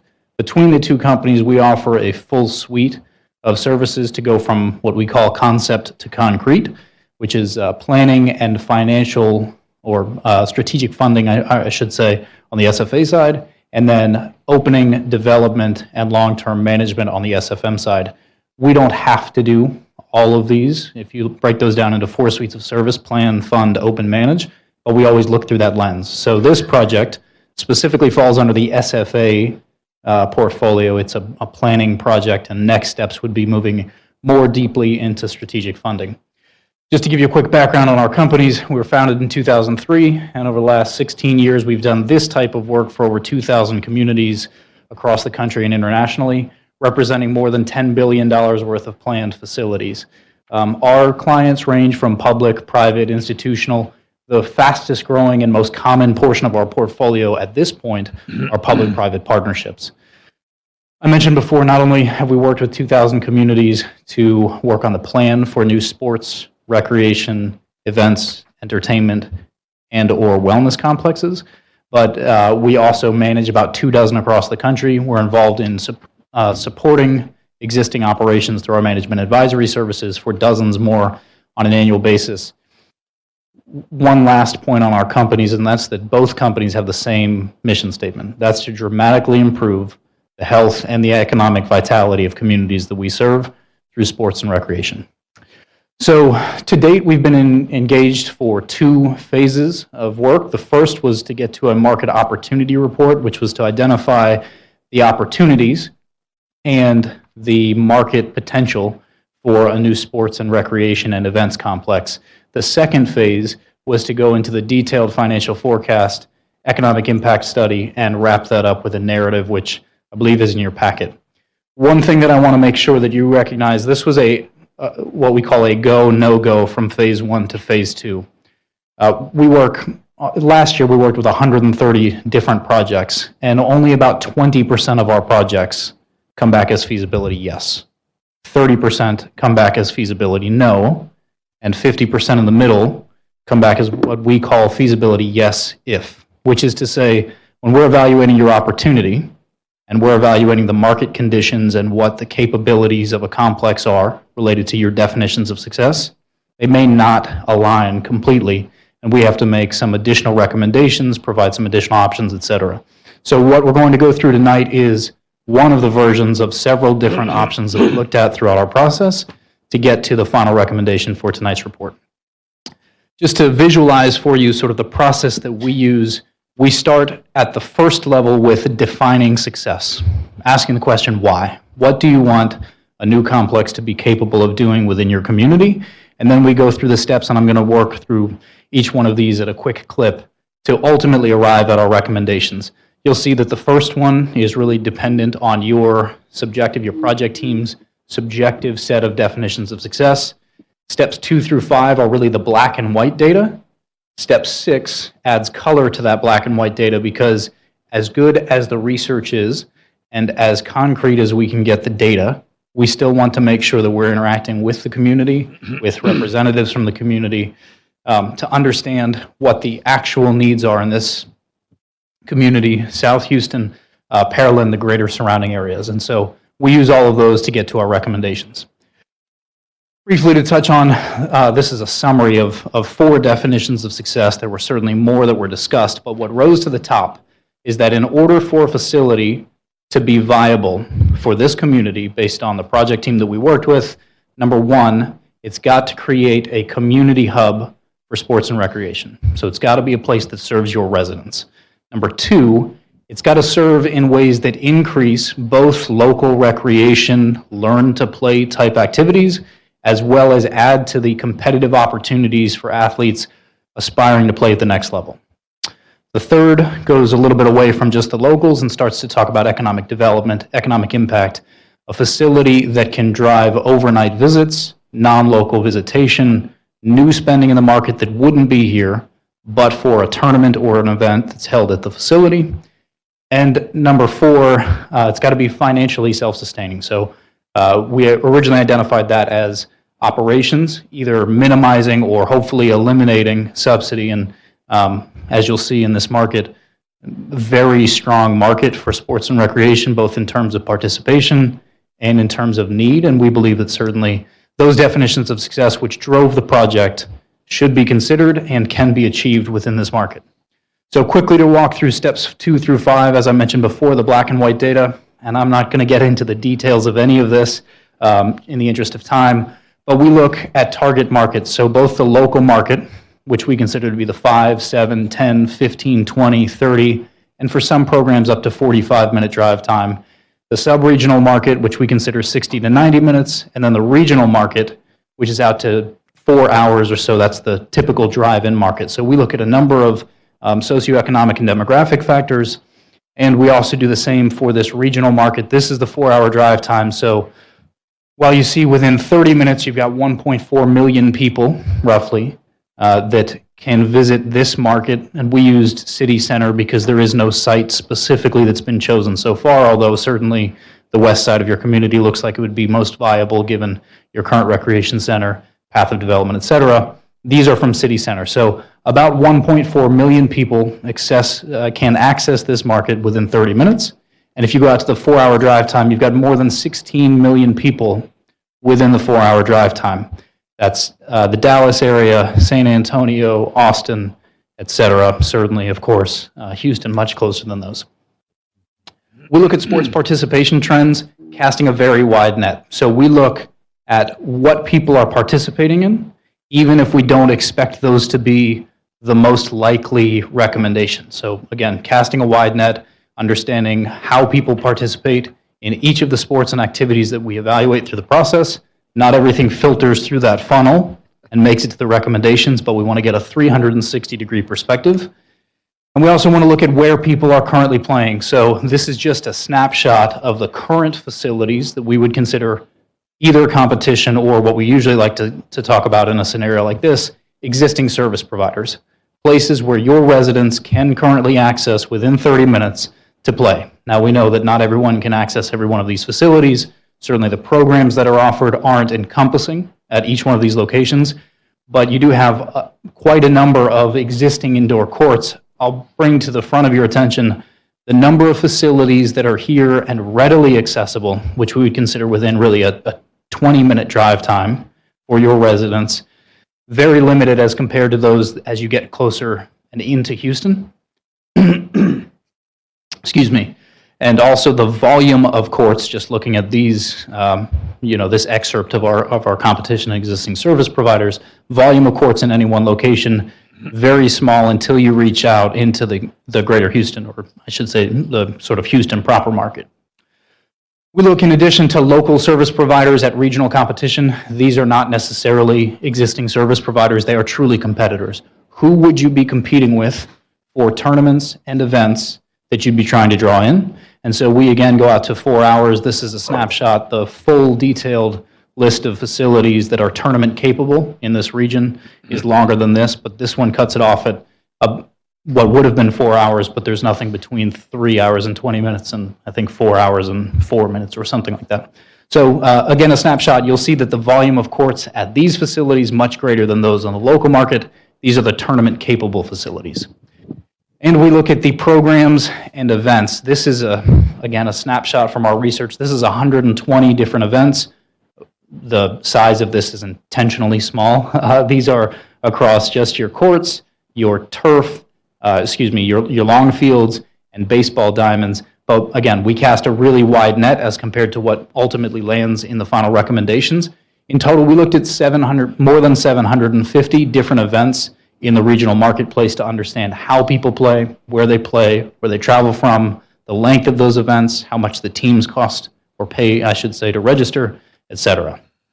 And finally, as I mentioned, we take that black and white data and we want to make sure that we color it with the local perspective and local experience. So we met with a number of groups, both on-site and in follow-up calls, ranging from Parks and Recreation, the YMCA, volleyball club, gymnastics, soccer, etc., medical service providers and medical partners, to make sure that what we were doing was looking not only at the black and white data, but again, the color to that black and white data that is represented by the people who are here looking to play most often in facilities like this. So using all of that information in our analytical process, we got down to a recommended facility for consideration. On the left side, this is really the summary of what's included. It's a 170,000 square foot facility in total. About 50,000 square feet of that are comprised of 6 basketball courts that could be cross-lined with 12 volleyball courts. We've got an indoor turf field at 40,000 square feet. That would be a 200 by 200 foot field that can be used for long field programs and practices on the youth side, as well as for training for 11v11 soccer or half field lacrosse, etc., as well as some diamond training, infield training for baseball and softball. We've got the fun factor here because we think it's really important not just to cater to those athletes, but also to cater to those people who may be intimidated to come into a quote-unquote sports center, as well as little brother, big sister, mom, dad, uncle, aunt, whoever it may be. And so we've got a ropes course for team building, as well as a play climb area that's been projected and recommended within this, which really serves not only your athletes, but again, your local residents looking for other things to do that keep them active and keep them healthy. 40,000 square feet of that is flex space. It includes about 15,000 square feet of what's been projected as tenant space between a sports performance tenant, medical tenant. These are 2 factors that are in almost every one of the facilities that we're involved with, because the synergies between sports performance, between medical, and between recreation are undeniable. In total, 12.2 acres, if you develop all of that space, we're site agnostic, so we don't know exactly what that site would look like, but 680 recommended parking spaces. And if you look at a typical development, including non-developable land, setback, screen space, et cetera, we're recommending looking for sites that are at least 12.2 acres to be developed. Total cost, assuming, again, without knowing what the land actually is, we've used what we were provided and what we believe is a fair and safe estimate at about $7 per square foot. If you were to purchase land, there may be some other options within that, but that comprises the first line. You'll go through and see hard costs, FF&E, soft costs for both construction and operations, et cetera. In total, that's a $36.4 million facility in total if all of that 170,000 square feet were to be built out based on recent projects, our experience in developing projects,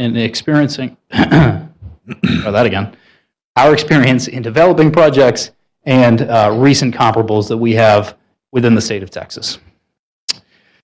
Financial performance, there is a very detailed pro forma. I'm not going to go into any of these lines individually, but what I want you to recognize is that in the pro forma, every single one of these lines has its own individual profit and loss statement. So Happy to talk about the process, but it's 8 steps, 68 different factors for every one of these activities that we analyze in our back-end process to get to total revenue generation. You'll see that in year 1, that starts at $2.7 million and grows by year 5 to full maturity at just over $4 million, which is about $23 per square foot. That number on a per square foot basis is just south, just less than, the average or the threshold to be an average facility if this was a private for-profit facility. This is intended to serve local residents at cost-effective rates for a lot of programs, introductory all the way through competitive. We also have a full expense structure. Each one of those revenue lines has its own cost of goods sold line that is detailed in the pro forma, as well as our overhead expenses. Facility expenses are those distinctly tied to operating the physical asset itself. Operating expenses are those that are distinctly tied to operating the business. We've got the management payroll, so those that are part of the G&A salaries, and then payroll, taxes, and benefits for the facility. In total, that's $1.7, almost $1.8 million to almost $2.1 million by year 5 in overhead expenses. To sum that up and get to operational cash flow, so again, this is not including capital improvement or capital reserves. It's not including debt service. We'll get to that in a moment. But cash flow positive in year 1, about $300,000, which is fairly modest, but on that total revenue of $2.7 million, it's just over 10% EBITDA, growing to just over $920,000 by year 5 at full maturity. So that leaves $920,000 to help to offset the additional costs, whatever may be applied for both working capital reserve or capital improvement budget, I should say, and for debt service, however that's structured. And we do have a model here based on our conversations with lead staff for the project, with the PEDC, and with your financial advisor, who didn't jump out yet, so he can answer any questions. Want to switch over to economic impact. So that's operational, and again, as a reminder, one of the definitions of success was to reach operational sustainability, which we believe that in this market, again, based on a very strong market and a strong need, can happen actually in the first full year of operations, and that can grow to over $900,000 by full maturity, which we've conservatively pushed out to 5 years. Total number of events per year, starting at year 1 with 35 total events split between basketball and volleyball, which will definitely be your 2 primary sports in a facility like this for tournaments, but also gymnastics, cheer, etc. Other flat floor, many times mat-based tournaments and events, growing to 41 events per year by year 5. Now, not all of these events in your market will be 2-day events, so you may have a 1-day volleyball tournament on Saturday and a separate event that's also 1-day volleyball on Sunday. So that may not necessarily be distinct weekends. But in total, those 35 up to 41 events generate over 10,000 room nights in the market and over 13,000 room nights in the market by year 5. One thing that I want to point out here is that for that number of events in a market like this, that's a very conservative number intentionally, because we aren't modeling the fact that you're not going to let your locals play in these tournaments, but these locals who may be traveling to Round Rock or San Antonio or Dallas, Fort Worth area for events, they get to stay home. And so a lot of these participants in these events are actually residents of Pearland and day trippers, people who may be coming from Houston who may not spend the night, but because this is a unique asset within this subregion, would certainly be a very viable and very attractive place to come play in tournaments. Those that do come from out of town, we do a full analysis on your market, cost to visit the market, including staying at hotels, restaurants, retail, etc. $141.44 per person per day, only for people who come from more than 90 minutes away. So we're pretending for this analysis, and again, to give you a safe and conservative number, there is no economic impact that's been calculated for anyone who's within 90 minutes. So we consider that money that's near the economy or already in the economy, not new to the economy. And you'll also see the second line on that economic impact, which is total indirect spending, indirect or induced spending. We have not calculated. We don't particularly like that number. It's a little bit fluffy, much harder to track. And so we've zeroed it out, although some communities do, for apples to apples purposes, request that we do an analysis. I know the CSNL study that originally was performed did have an indirect and induced spending multiplier. We've zeroed it out for our purposes. So that's in year one, about $4.6 million that's spent in tournaments and events from people more than 90 minutes away who would not be here but for those tournaments and events that are projected. And by year four and year five, almost $5.7 million. Of course, there's real tax revenue that comes in from that, so we've broken it down by city taxes, 7% lodging, 1% sales tax, money back to the PEDC through their 1/2 sales tax, and the total incremental sales tax revenue from that economic impact that I just showed, $132,000 in year one, up to over $160,000 in year four. Now, it's a $36 million project, so clearly there will be debt service. However you decide to formulate the funding mechanism and the sources of funds, what we've done for the sake of this discussion at this time is, again, working with your financial advisor, looked at a bond for all of that money, not looking at expanding the sources of funds, but looking at bonding. It's a 25-year bond that's modeled 3.95%, which is higher than today's rate, but certainly safe going out to the future when you may be looking at what it would take to bond this facility. That's about $2.3 million per year. We've also recommended safekeeping or putting into an interest-bearing account, if possible, a capital replacement budget of about $175,000 per year.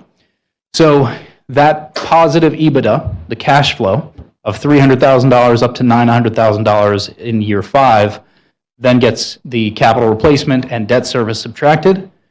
We show what we call net financial impact, which is then taking the benefit of the net new tax revenue generation. And as you'll see here, by the time you reach maturity, it would require, from payment of the debt service, if it's counted against operations, $1.4 million per year. That starts at about $2 million in year one when you've got that very slight EBITDA, and by the time you get to the $900,000, $921,000 in year five, that's $1.4 million. So an investment in recreation for this facility, 170,000 square feet, in today's construction climate, with your very strong market, would require ongoing subsidy if you're applying debt service based on these bond projections to this facility. And so the question for most communities becomes, why would we do that? Why invest in recreation? And we're not here to tell you that you should or should not. We're here to give you the data to know what it will take for your community to make that level of investment if you were doing it purely privately. First thing I want to make mention of is the impact that activity has on kids' lives. So this is my one soapbox moment. I might take 90 seconds on these next couple of slides, but they're important to us. It really is living our mission to share this information. Physically active children, those kids that are participating in 3 or more hours of high-calorie activities, particularly in a team environment, on a weekly basis, thrive as compared to their inactive counterparts. Those kids are 1/10 as likely to be obese. They earn higher test scores. As teens, they are less likely to participate in risk behaviors related to sex, drugs, and alcohol. Those kids that grow up active as compared to their inactive counterparts have higher graduation rates, more likely to go on to college. As adults, they earn 7 to 8% more than their inactive counterparts, and those benefits that go from childhood to teenage years into adulthood continue to compound as they're adults with lower risk and lower rate of disease, with lower healthcare costs, and then some really important factors to remember here. Active kids are almost 6 times as likely to become active adults, and active adults are twice as likely to have active kids.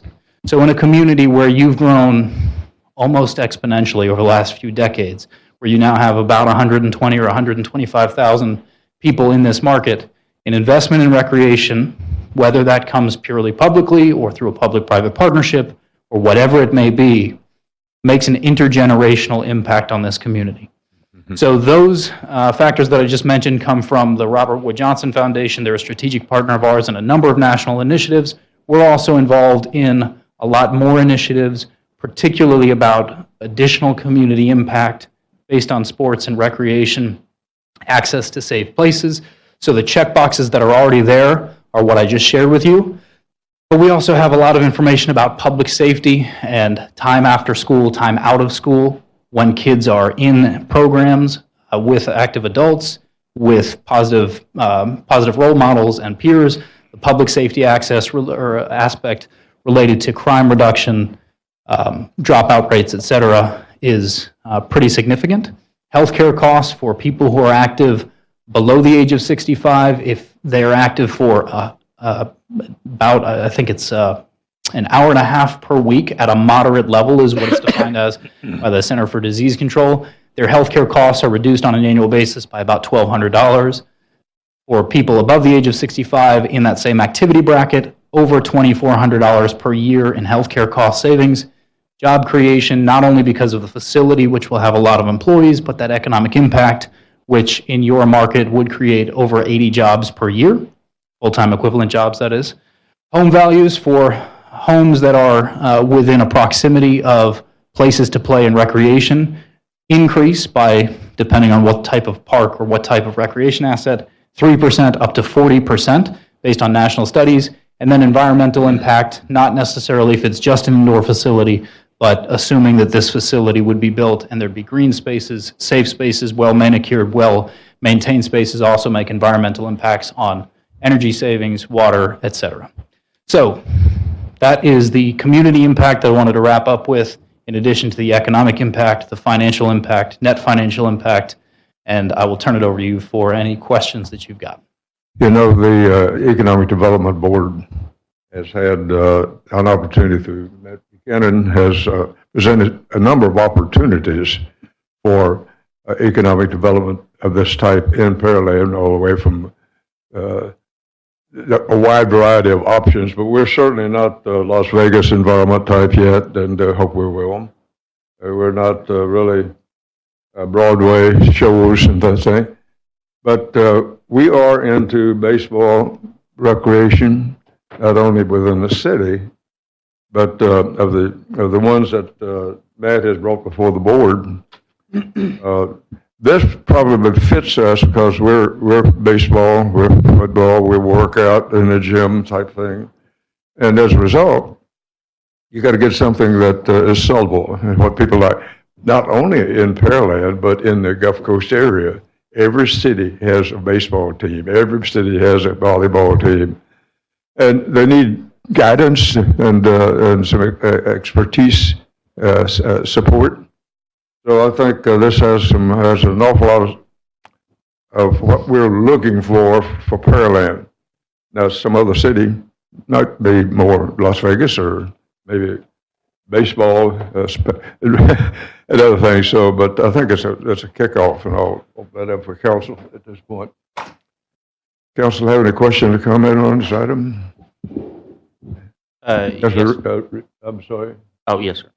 Councilmember Reed has had his hand up, but we'll. No, Councilman. Oh, thank you, Member Reed. He'll pass it to you. Thank you. Appreciate it. Appreciate that, Member Reed. Yeah, so I was at the original presentation when y'all came and talked to the PEDC, and I'll be honest, not to make too many assumptions. I was excited when this was initially proposed as a project for the city of Pearland. I'd like to see a convention center or something like this that can be a draw to Pearland. So it's how we differentiate this. Is this an EDC project or is this a Parks and Rec project? Right now, I don't see this as an EDC project. My largest concern is our best financial outlook is that it's a $1.3 million loss after we get to year 5 and it stabilizes. I don't see that as an economic driver. I can certainly make the argument, and you certainly pulled at some heartstrings. We do value parks here. We value recreation. We put a lot of investment in that. But we have a department that deals with that. We have a process for incorporating parks and recreation facilities through our 5-year CIP. That's how we've gotten the Independence Park expansion. We got Hickory Slough soccer facility because we found a dual use with a detention facility that also could serve as a sports facility. Shadow Creek Park Shadow Creek Ranch sports facility was kind of done through that same mechanism with some assistance from a couple of the MUDs, but it was done as essentially a capital improvement project through a bond program. I don't see this really as any different. I'm not saying that I want to forego looking at this project. I'd like to punt it back to EDC and find out how their board would vote on moving forward with this project. I would suggest that perhaps if you're looking for guidance, perhaps EDC moves forward with site selection, helping us identify the best location for this. I do think that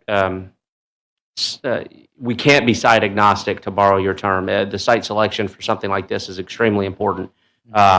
Extremely important for a couple of reasons. If we put it in the east side, there may not be enough room for it or enough draw, since we don't have as dense a population as we do on the west side.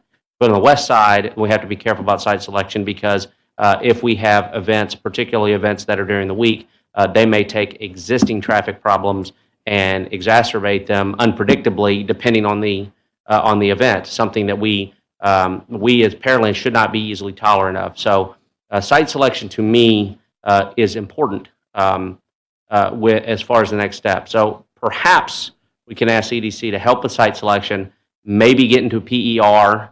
I wouldn't say go so far as to go get to 30% drawings, or even have architectural render, or get anything beyond architectural renderings, but help us program the project and maybe fine tune a budget. From there, my opinion is, if it's a program that is not generating a positive economic value for us, essentially, does it make money, or can it directly attach itself to attracting new employees here, which I think you can argue it would, but you have to jump a lot of steps to say it definitively can. Then that's a capital project in the Parks and Rec Department.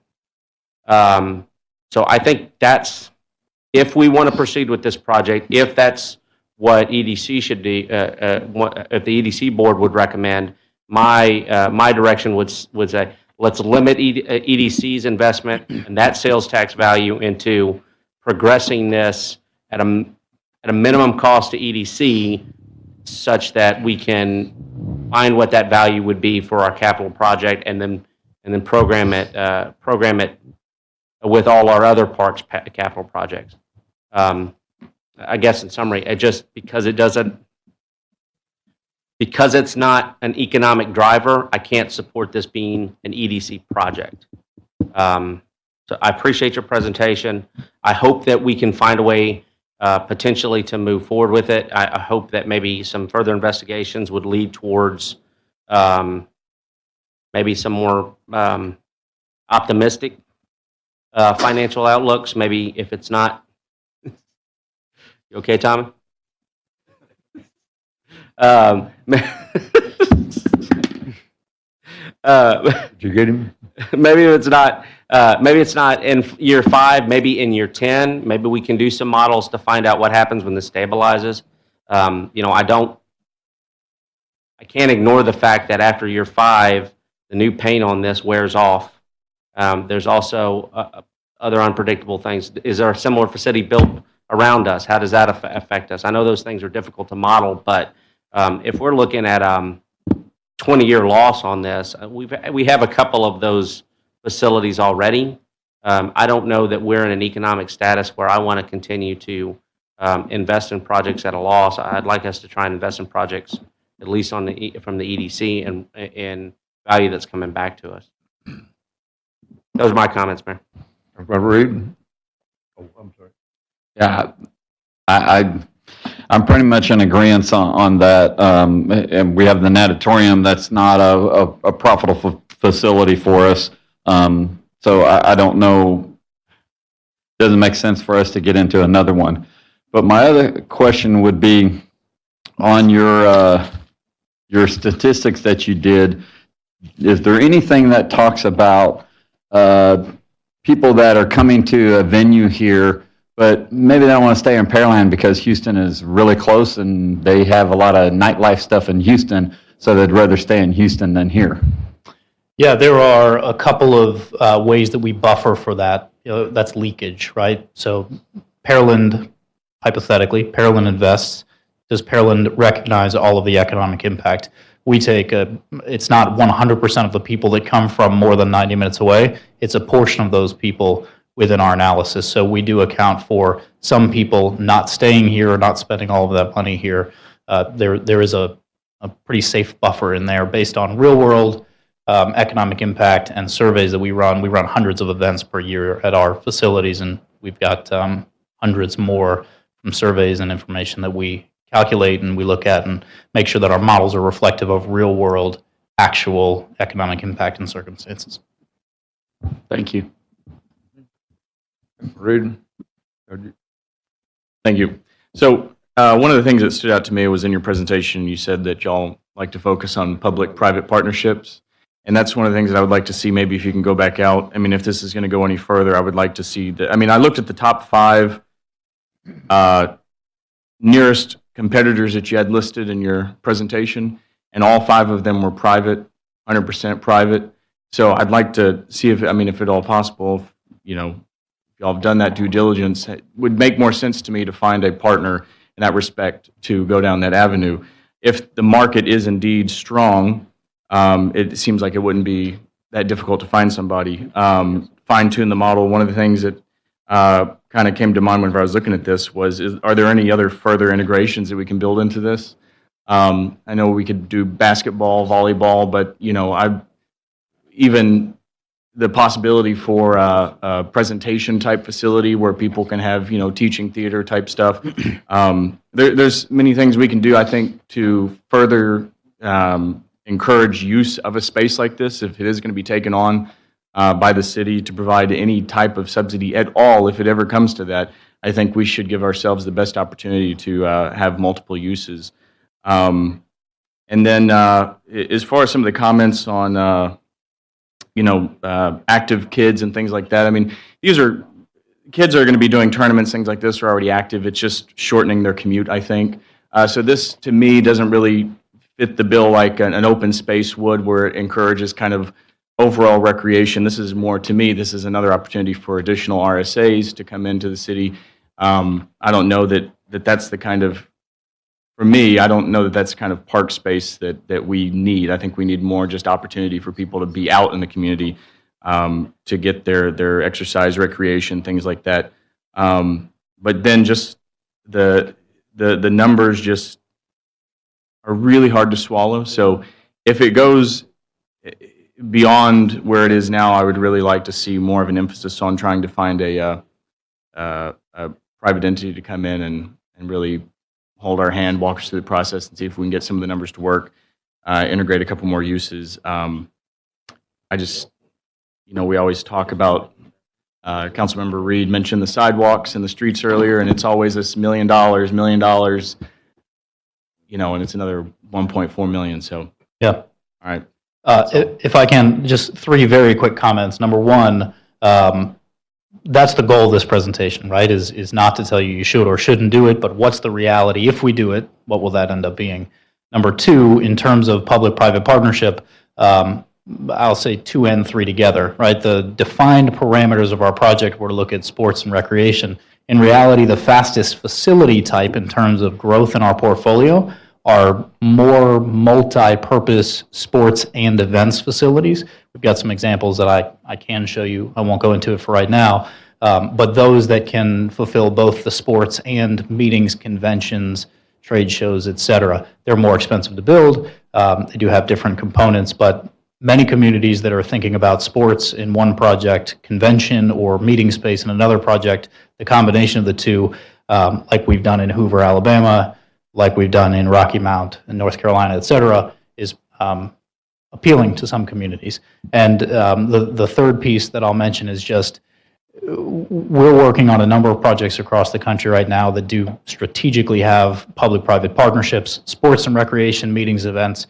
Those can be an anchor as a catalyst for additional development. And what we're doing in Hutto, Texas right now is anchoring an $800 million mixed-use development with significant sports complex components. We brought funding sources to the table for that as well. So there are a lot of ways that this could go. Not saying that it should go forward. Sure, and that's actually what would excite me more. And to me, that sounds like economic development. Sure.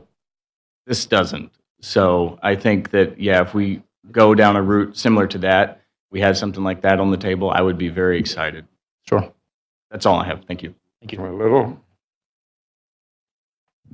Yeah, for some of the same reasons stated already, I would have a hard time supporting this. One of your definitions of success is creating a financially self-sustaining business model. And right off the bat, we're looking at this thing operating in the red and continuing that way for who knows how long. I just see it as a much bigger and nicer natatorium that's just going to be a money pit. So for those reasons, I would probably have a hard time supporting it. Councilman Reed? Thank you, Mayor. So a lot of the reasons have already been mentioned. I wouldn't support it, and mostly because of one, the natatorium. Councilman Perez talked about, and Councilman Little mentioned, us being in the red. I'm not really sure why we would build another specific athletic facility instead of maybe looking at the possibilities of building some type of maybe convention center, or I think Councilman Perez or Councilman Moore mentioned a convention, like something that can transform into these types of facilities. So in other words, you go to George R. Brown, you can go and see, basketball tournaments, volleyball tournaments, but then the next day I can go and be in that same room and, it's a gala, right? And so, I think we need to focus more on that type of use. If you had come and presented, or EDC had shown the probability of, I think it's slide number 5 or, page 5 or whatever it is, it starts with 5, it says programs and events. And it actually showed that we already had, maybe some type of confirmation from some of these tournaments that were coming up. That'd be a lot better. But just showing us, who these tournaments are out there. I mean, yeah, I know the JC tournament. I know I've seen some of these tournaments. Some of them still exist from when I was in high school. And I mean, there's no guarantee that they're going to use this facility, right? And so, I mean, we really be banking on something that we don't know. We don't know what's going to happen. But you did have other options here on your second page, where you talk about, I guess, where is it at?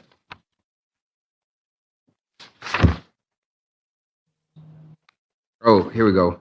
Third page, third slide. Indoor amateur sports facility or hotel and conference center. Performing arts and cultural arts venue, amphitheater. I don't know about an amphitheater, but maybe a performing arts, cultural arts venue. I think the convention and conference center is probably going to be our best bet for, or something that's going to drive folks from, coming in from Hobby Airport that don't want to go all the way to downtown Houston and can come to Pearland and use, our hotel facilities that are already in the general area. I'm assuming that you're looking at building something like this, in the 288 Beltway area, right? Could be. Could be. So I would hope that that's where it would be. Something large, something that can be seen from, two intersecting freeways is really what we have to think about. But ultimately, it comes down to finances as well, and what kind of money will we really make on this. The natatorium is the natatorium. I'm going to just leave that alone. But at the end of the day, I mean, it has not been profitable for us. It's for all intents and purposes a way. It's close to Pearland residents, but it serves the residents for the most part that it's close to, right? And so, and rightfully so, I wouldn't expect someone to drive 20 minutes, to get there when there's maybe a YMCA in Fort Bend County that's closer to them, right? And so, so I do think that we need some type of facility like the natatorium, in other parts of Pearland.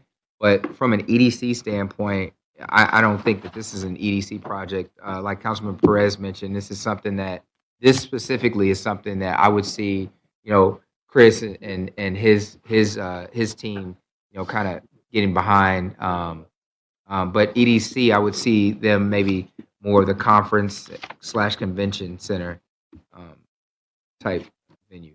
Sure. That's all I have, Mayor. Councilmember Longdon?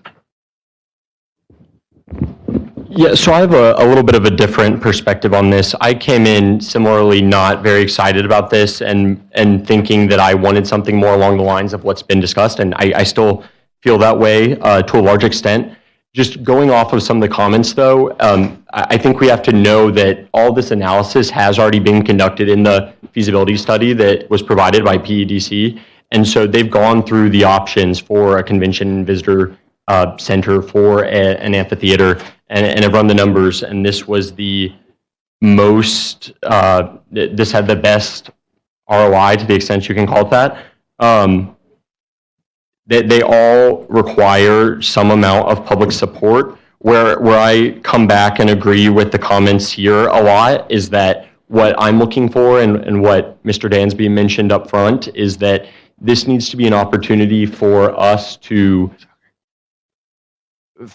be a more attractive community, and for someone in my stage of life right now without kids, someone higher earning young professionals, educated people that we want to be attracting, this doesn't do a lot for me. Looking at the studies that were done, it does seem like this is not a bad opportunity for Pearland, given that if you want to build an amphitheater, we can't. We're getting beaten by Cynthia Woods Mitchell Pavilion. If you want to do an indoor concert venue, you're being beaten by Smart Financial Center. So, I mean, I think this was a very thoughtful proposal that does fit into the brand of Pearland. What my concern is that with the hotel and convention center or with some of these other type of proposals, you have this ecosystem that develops. I think you used the phrase, it used like an anchor or a catalyst. Mm-hmm. And so to me, I guess my guidance for PEDC, if there were to be any additional study here, would be how do we do something more like what you were saying with the Hutto project, but making this something that's not just about youth sports and youth amateur sports, but being very deliberate and very thoughtful about how do we make this something that brings people in and not just the specific niche of people who have enough income to do like traveling leagues and stuff with their kids. But overall, I guess I would say the reason that we're having this problem is because there are other communities that have already taken advantage of the market, that they've already cornered the market. Like I said, we can't do an amphitheater because the Woodlands has it. We can't do the indoor concert venue because Sugarland has it. And so we're kind of, I think we need to make a decision essentially on something, because that's what we're running into. If we don't put something out there, then yeah, that other communities will eat it up. So I think that's all the commentary that I have. Good. Okay. One other thing. Just one other thing. It's the quiet zone. On top of all that, and I could be wrong here, but maybe we're just a little too soon on this. I mean, the area out there really hasn't developed to its full capacity yet. And till maybe something out there would develop, it could change what type of facility we would really need or want out there. So I just think maybe we're just maybe a little too soon on this. But yeah, I mean, everybody around us has already got something. And last time I heard, the Smart Financial Center didn't make a whole lot of money neither. They have to fund that. Yeah, it wasn't very smart Financial Center, but I just have trouble with putting something out here like this and the cost of funding it. If we were in a different situation in the city with our debt rate, it would probably be a different story for me. But there's a whole lot of other things that we need to do. There's a whole lot of other things that I think EDC could spend money on besides something like this, where it's going to be a yearly $1.3 million fee. So that's just kind of where I'm at. And maybe somebody could change my mind talking to me a little bit more, but I don't know. Okay, Councilmember Mayor, I Gordon. think most everything has been covered here. The blessing is that we live close to Houston, so there's a lot of things that come out this way. But the curse is that we live close to Houston. They've got everything. I think it's a difficult situation for us. And if it was a very positive situation, I would say that there's probably somebody out there on the financial side and private side that would come in and do it if they're going to make money off of it. They would come in and do it. They wouldn't ask the city to come in to do it. If we did, maybe something on the facility and they lease it from us or whatever. But anyway, I think, if it was such a good thing to do right now, I think, there would be somebody out there that would come in and totally finance it and put it together if they're going to be able to make a profit off of it. I just think there's better things that we could do. We've talked about a convention center or whatever to do that, but I think right now with the EDC, I think there's other things that we should be able to do with the money, and I think, right now it's just like some folks have said, it's a little bit too early. I don't know what early is or what late is, but if it was a good financial program there'd be somebody out there that would come in and finance it and do it. But as it looks here, it looks like, at least the first 5 years, we don't make anything, and then by that time, then you got to start putting money into it to take care of things that went wrong and whatever on the maintenance activity of it, and can be pretty costly, just like the natatorium is for us right now. So that's my thought. I just don't, I think we got better things to do with the money, to be honest with you. But it was a good presentation, though. You put a lot of effort in it. Mayor, just to kind of follow up. So, one, I think, it's easy to criticize the resultants, but I would want to say, we'll get, if we move forward or we don't, we'll get criticism regardless of the decision. I think at this point, it's important to note, this was the plan moving forward. It was part of the 2020 plan. We asked CDC board and staff to look forward with this. I commend the work that was been done. It's easy to look at the result and say, hey, look, this is not what we wanted. But again, I championed this for quite a while. I was disappointed in the financial outcome, but I don't know if there's another way that we could have known for sure, other than just saying, you know what, we're just going to do it, and then we live with the results without a plan moving forward. So I think everybody's done a great job. I commend Brandon and first leadership on the board to be able to get this to us. And I know we've had some kind of conversations about this project and others. I know that the agenda item is technically, we're not approving moving forward with this facility. We're just trying to provide EDC guidance. I feel, just my opinion, is that we're basically saying we're kind of ready for this to just get paused or even maybe just end here and not allow and tell EDC we just don't want them to move further with it. I propose, do we want to maybe get a little bit more clarity on the financial impacts and then potentially move it to a CIP project, and then we could just have it on the long-range plan if it's something we want to move forward with. I feel like I'm the only one that really feels comfortable with doing that. At least with respect to this, I just don't. I don't feel like we've given them clear consistency as a council to give them a clear understanding. So maybe if we could kind of confirm, do we want them to move forward or just want them to let it in now? Mr. Mayor, Council, if I could, I think the first half, what you said, summarized, the process.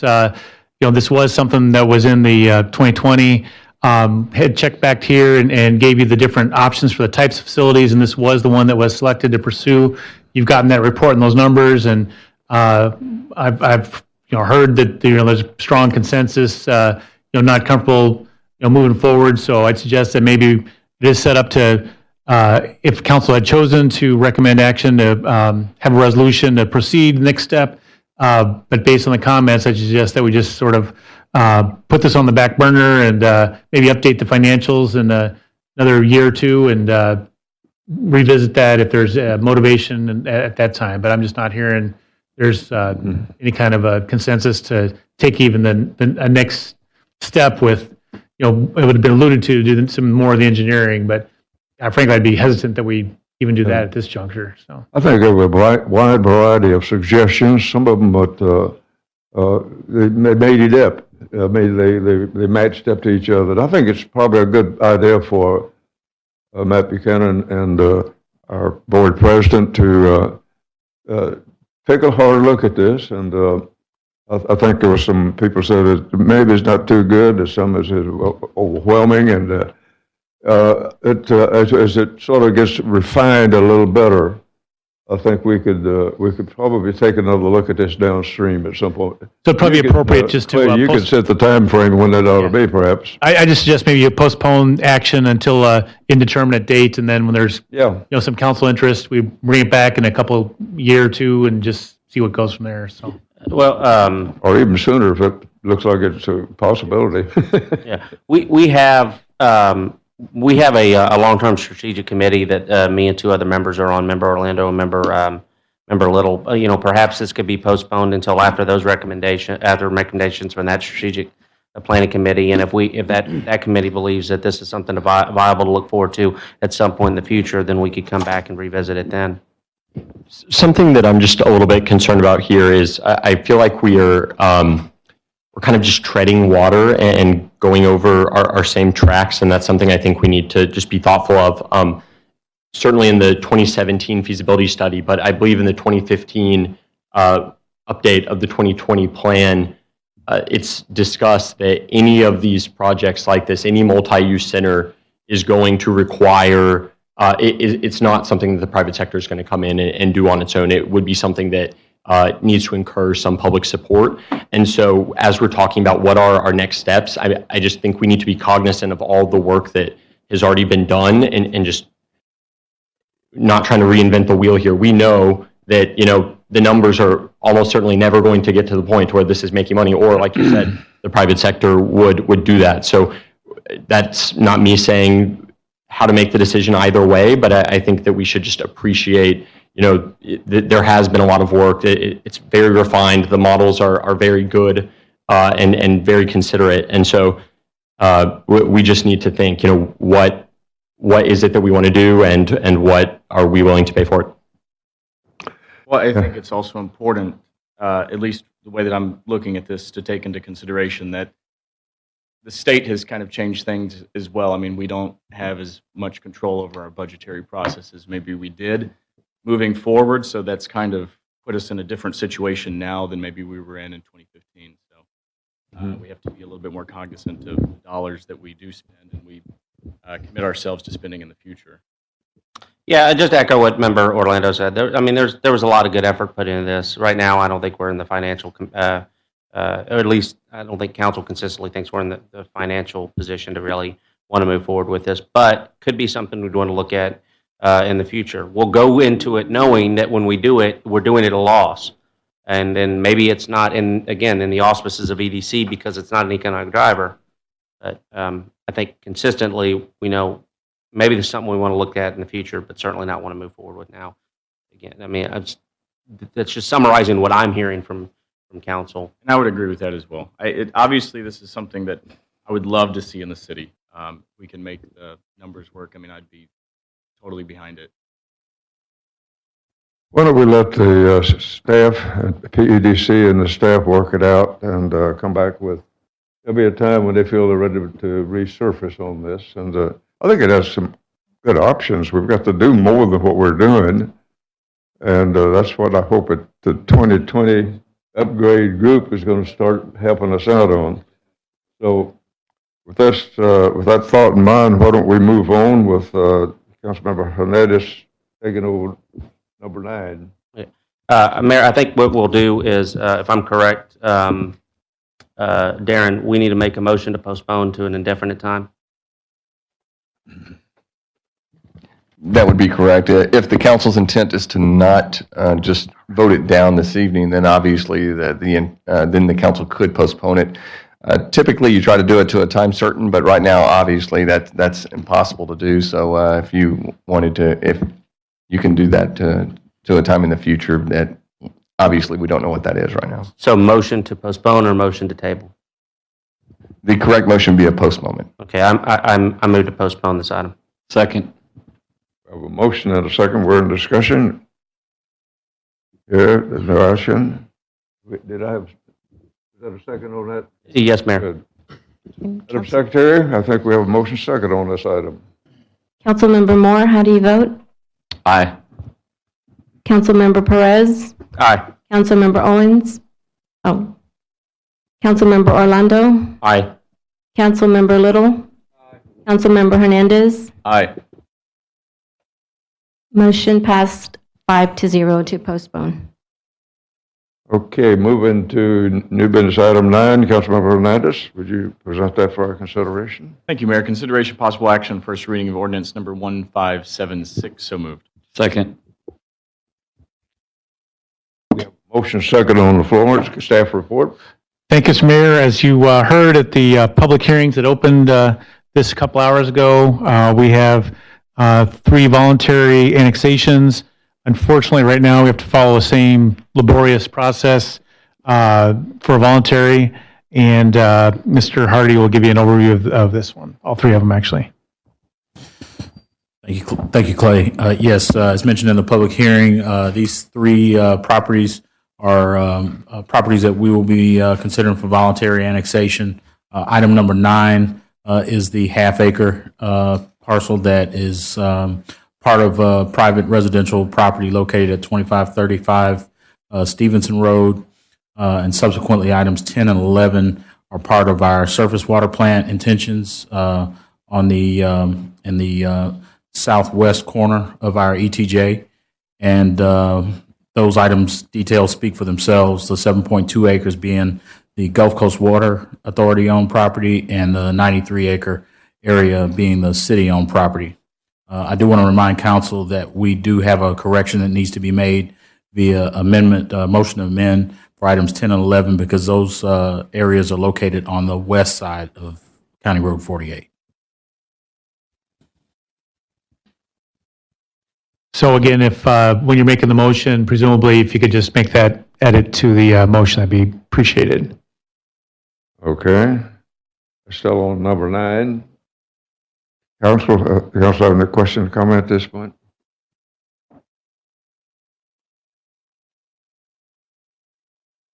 Number 9. Number 10, I'm sorry, yeah. 10 and 11 11 10 and 11 are the ones that Yeah. Thank you. 9's ready for consideration. Okay. We're ready to vote on 9, Mayor. Council has received a comment and a report from staff. We're now ready for our Councilmember Hernandez, how do you vote? our votes. Councilmember Moore? Aye. Councilmember Perez? Aye. Councilmember Owens? Aye. Councilmember Orlando? Aye. Councilmember Little? Motion passed 6-0. Moving in our agenda to item number 10, Councilmember Moore. Thank you, Mayor. Consideration possible action, first reading of ordinance number 1575. An ordinance extending the city limits of the city of Pearland, Texas to include certain land area within certain limits and boundaries, annexing the city of Pearland area within such limits and boundaries, approximately 7.2 acres generally located west of County Road 48, between County Road 59 and County Road 895. So moved. Second. We have a motion. We have a second. This is the Gulf Coast Water Authority's property. We've been working with them to incorporate this, so just to clean it up, and all of this property would be inside our city limits. Okay. And what amendment? I need to make the motion still, even though I read it correctly. I'll just just clarify for the record on each one of these that as part of the motion, the correction was made, in this case by Councilmember Moore, to change the word east to west, and that should be sufficient for the action moving forward. Okay. Any further comment from City Council? We do have a motion second on the floor, Madam. Councilmember Moore, how do you vote? Aye. Councilmember Perez? Aye. Councilmember Owens? Aye. Councilmember Orlando? Aye. Councilmember Reed? Abstain. Councilmember Little? Councilmember Hernandez? Aye. Motion passed 6-0. Moving on our agenda to item 11, Councilmember Perez. Thank you, Mayor. Consideration, possible action, first reading of ordinance number 157, amended to modify the term east to west as recommended by staff. So moved. Second. We have motion second, and we're staff report. This is for the city-owned property we already have, and we're going to be spending considerable amounts of money on the improvements there. It would be appropriate for that to be inside the city limits. Any question or comment from the council on this item? That's a nice staff report. Madam Secretary, I believe we have motion second on the floor. Councilmember Moore, how do you vote? Aye. Councilmember Perez? Aye. Councilmember Owens? Aye. Councilmember Orlando? Aye. Councilmember Reed? Aye. Councilmember Little? Councilmember Hernandez? Aye. Motion passed 7-0. Moving to item number 12, I'll ask City Manager to direct traffic on that. Thank you, Mr. Mayor. Council, at your early input session in February, we brought a white paper that talked about the current condition with our in-city mud rebates, longstanding policy of the city. We noted then that that was done years ago, probably, if not but some of the motivation was to prime the pump for additional residential development in the city. We definitely believe that that is done and probably past time. We did lower the mud rebates as sort of our standard from 15 cents to 10 cents. And now we're suggesting, after looking at this, there's really little to no reason to have a policy where we set a amount for an in-city mud rebate, especially that high. Worst case, it could be set that we look at it each year for any future new muds, and anything that was proportional that had to be rebated, we could take a look at that annually, but not guarantee that in any sort of agreement. The agenda items got a lot of good background information. I'd point to the council, the May update to the white paper. We'll make our recommendation, and then there's a lot of good talking points and explanations about the rebates and the history. And then I'll go back, and as I mentioned earlier, this has grown to be a very significant city obligation. It shows up in the debt service tax rate because that's how it's can be done. But that's about 8.5 cents of our debt service rate. So we're not getting public improvements from that like we would for paying off debt that you just approved earlier this evening. This is just going to pay back the rebate, the MUDs, which reimburse the developers. So we strongly encourage and ask that we get some direction tonight to come back to you and formalize basically what I just said. Cynthia's here, and she and Joel Hardy worked hard on this, and want to at least give them a chance to provide any other highlights or background from their perspective. So, Cynthia. Thank you, Mr. Pearson. The city has a number of utility agreements within city MUDs, each of which provides a rebate in the form of a percentage of the applicable tax rate for the district. The city collects tax revenue from the appraised values of property located within each MUD and then provides the rebate to the MUD for a portion of those city taxes that were collected. One of the intended purposes, as Mr. Pearson stated, for doing this was to prevent duplication of taxation for what would be considered overlapping infrastructure within those districts. The other has been to provide an incentive for development within the city limits. Staff believes that there is little or no duplication because it's unlikely that a large portion of the in-city MUD's tax rate is applicable to revenue for items the city normally completes. The MUD is responsible for infrastructure specific to the development, while the city encompasses regional and citywide capital improvements, so there should be very little overlap. Staff believes that we can work with the individual MUD to identify overlapping taxation and reimburse them for any true duplicate taxation. So staff is recommending that the rebate be eliminated at this time for any future MUDs, and the program be transitioned into one that reimburses applicable MUDs for any overlap. Tonight, we're requesting your direction before moving forward with making any changes in or adjustments to the current policy, which would then be brought back for your approval. Here to assist me with answering any questions that you might have is Mr. Joel Hardy with the City Manager's Office. Thank you. Councilmember Little. Thank you, Mayor. Before we begin council discussions, we have one individual that would like to speak on this topic. Lynn Humphreys, if you'll come to the podium, please. State your name and your address for the record. And please limit your comments to 3 minutes. I'll let you know when you have 30 seconds remaining. Good evening, Lynn Humphreys, General Counsel to a number of the MUDs here with ABHR 3200 Southwest Freeway, Houston.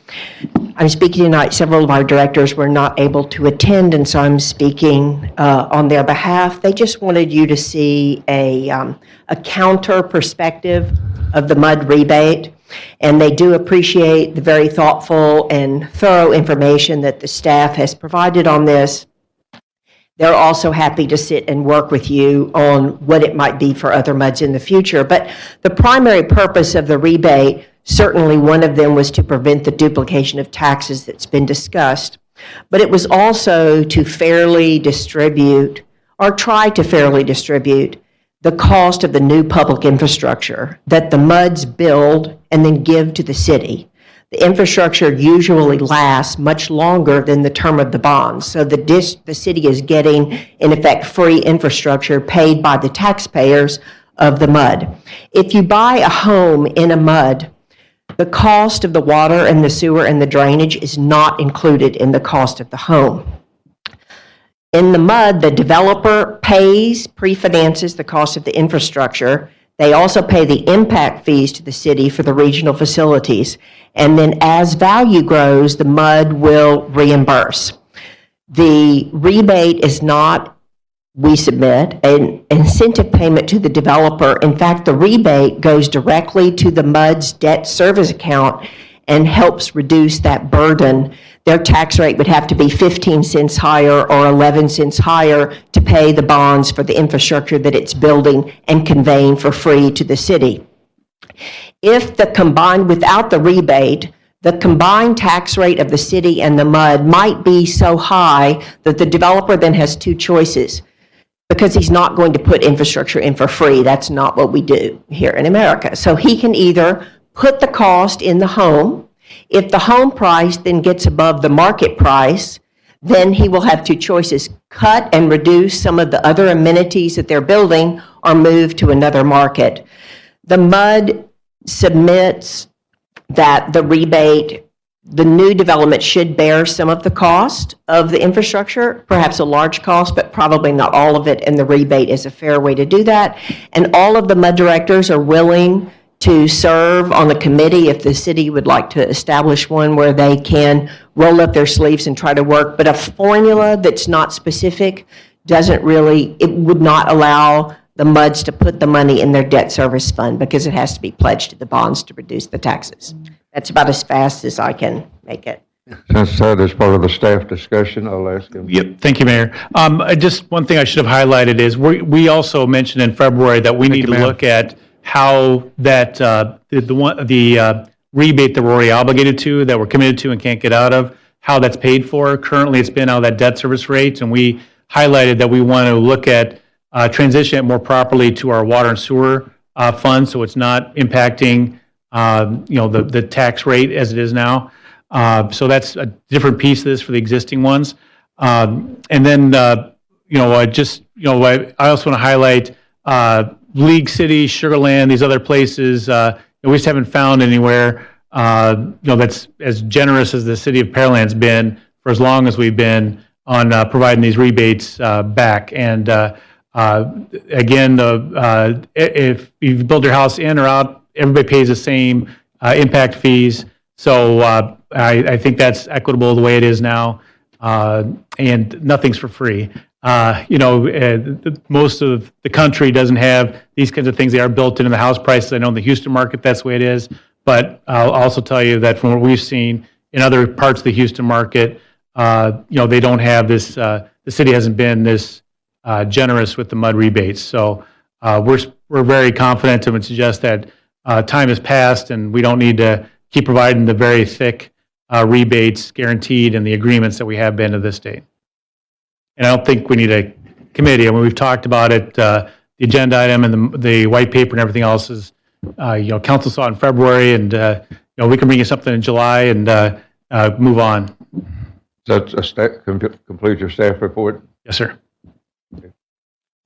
Just one question. You mentioned some surrounding cities like Sugar Land and I don't know where else, that League City, that do not do what we're doing. Are there other cities outside of this area, like, I don't know, North Texas, San Antonio, somewhere that, I mean, is this typical? Yeah, let Mr. Hardy look at that, describe that. It's a little bit strange. It seems like it is a Houston area phenomenon, but maybe Joel can talk about that more. Thank you, Clay. So we have tried to look as closely as we can to our benchmarks. And of course, Sugar Land and League City did pop up in our research.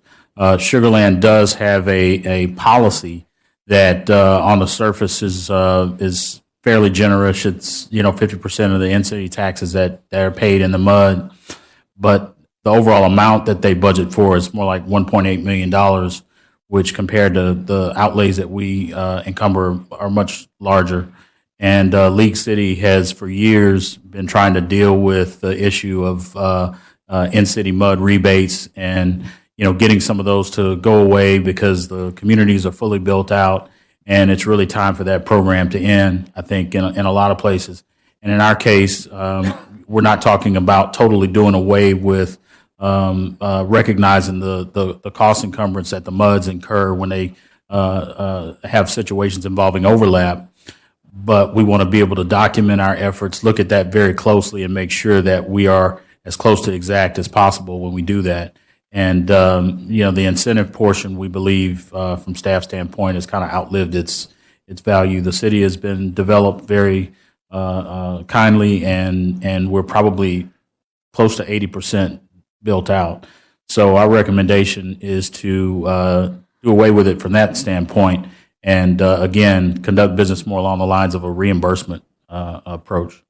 If I could add to that too, Darren just mentioned that Manville, with this particular topic, it'd probably be, it's interesting what happens in other San Antonio and et cetera, but probably more applicable what's going on in our area when it comes to those housing choices. And Manville apparently does not do the rebates, so that's one. And if I can add one more thing, a big part of our effort has been challenged by the lack of transparency out there. There's very limited information that can quickly tell us what exists in other cities that have other types of special purpose districts. We've had to go through a pretty arduous task to just try to uncover some of that information. So that's something that the state recognizes. In 2014, a research paper was issued by the Senate Research Committee, I believe, that talked about this issue of transparency, and that was really kind of the impetus for us starting to look at this more carefully. And City Manager Clay Pearson directed us to do so, and it's been an interesting process. But I will say that's one of the big challenges, finding the information we need to be able to successfully compare our cities to other cities. So it's going to require us to keep looking at this, I believe. I just asked because when I lived in North Texas, I never heard of a MUD until I moved down here. And then it was very difficult to find a house that was not in a MUD because I wasn't about to live in a MUD. And we looked at North Texas, and a lot of those entities have more of a water conservation incentive program, so they're not really focused on overlap and capital improvements. Okay, thank you. Well, I mean, let's look at it from a broader perspective. What the MUD in the entity is relatively unique to the Houston area. They have PIDs up north, which basically serve a similar purpose. But the idea is that there's not enough profit on the land in order for the developer to sell the lots to a home builder for the developer to be able to make money. The MUD is there, an in-city MUD is there primarily as a reimbursement arm for the developer. Us giving them a rebate expedites the reimbursement process. I would say that, we valued that when we had a dearth of development. And we had developers coming in and saying, look, the price of your land, we really need this in order to be able to help move forward. We don't have that anymore. I mean, we don't have to allow for the creation of the MUD, which means we don't have to necessarily encourage the developer to move forward with the project by allowing them to incorporate into a MUD and having some consternation about us and allowing non-contiguous in-city MUDs is an incentive into itself. I struggle with the description that the developer is gifting us the utilities. I live in a city that has a MUD. It's a master planned community. It's gorgeous, but the utilities were built to facilitate the sale of the lots. We took ownership of the facilities so that the MUD doesn't have to. We could have said no, that until the MUD retires its debt, maybe y'all maintain it, but they're not a gift to Pearland. We're taking over the maintenance, so the MUD no longer has that responsibility. The MUD's principal function at that point is paying down the MUD's debt. They do that with the tax rate. We've been rebating them so they can expedite that. Whether we want to continue to do that is the conversation. Whether we want to continue to use this as a tool for incentivizing future development is the discussion. I don't think we should. I don't think we should because we've been burned too many times with some of these MUDs that strategically plan around the contractual obligations for when they're supposed to pay off debt so we can retire the rebate. When we put in there 0.8 cents, once they get below 0.8 cents of taxable value per $100 valuation, and we see them strategically holding to 0.80 or 0.81 so they don't have to relinquish, then clearly they're abusing the program. I don't feel like that wasn't the intent of why we did that. If we didn't have any abuse of the program, maybe my opinions would vary, but I think we definitely have MUDs, boards, developer-owned MUDs, community-owned MUDs that are taking as much time as they can to pay off debt so they can maximize the rebate they're getting, and that's just not what we intended. So I think that, from my perspective, we shouldn't continue to move forward with this program. We should find creative ways to incentivize development. I think by allowing the MUDs to expand non-contiguously is an incentivization. By approving MUDs powers beyond water and wastewater, allow them to have storm, allow them to have road, allow them to have park powers so they can get reimbursement on that is incentivization.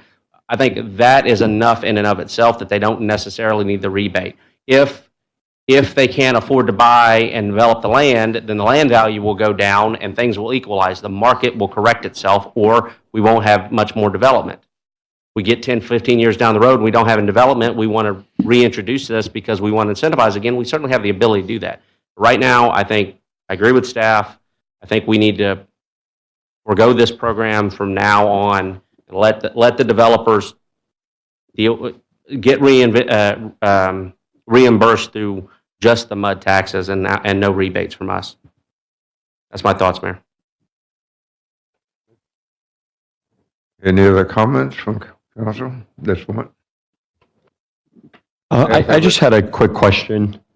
To Member Perez's point, I think was spot on just about the gaming of the rebate. I didn't see any analysis in the packet. I just wanted to check and see if we were able to do any forecasting around what that future rebate, the total annual rebate, I think we said now is $6 or $7 million a year. With the change in policy, what would we be able to get that to? It's kind of hard to project. I mean, there's so many factors that go into that, and we get these numbers and kind of dropped on us each budget year.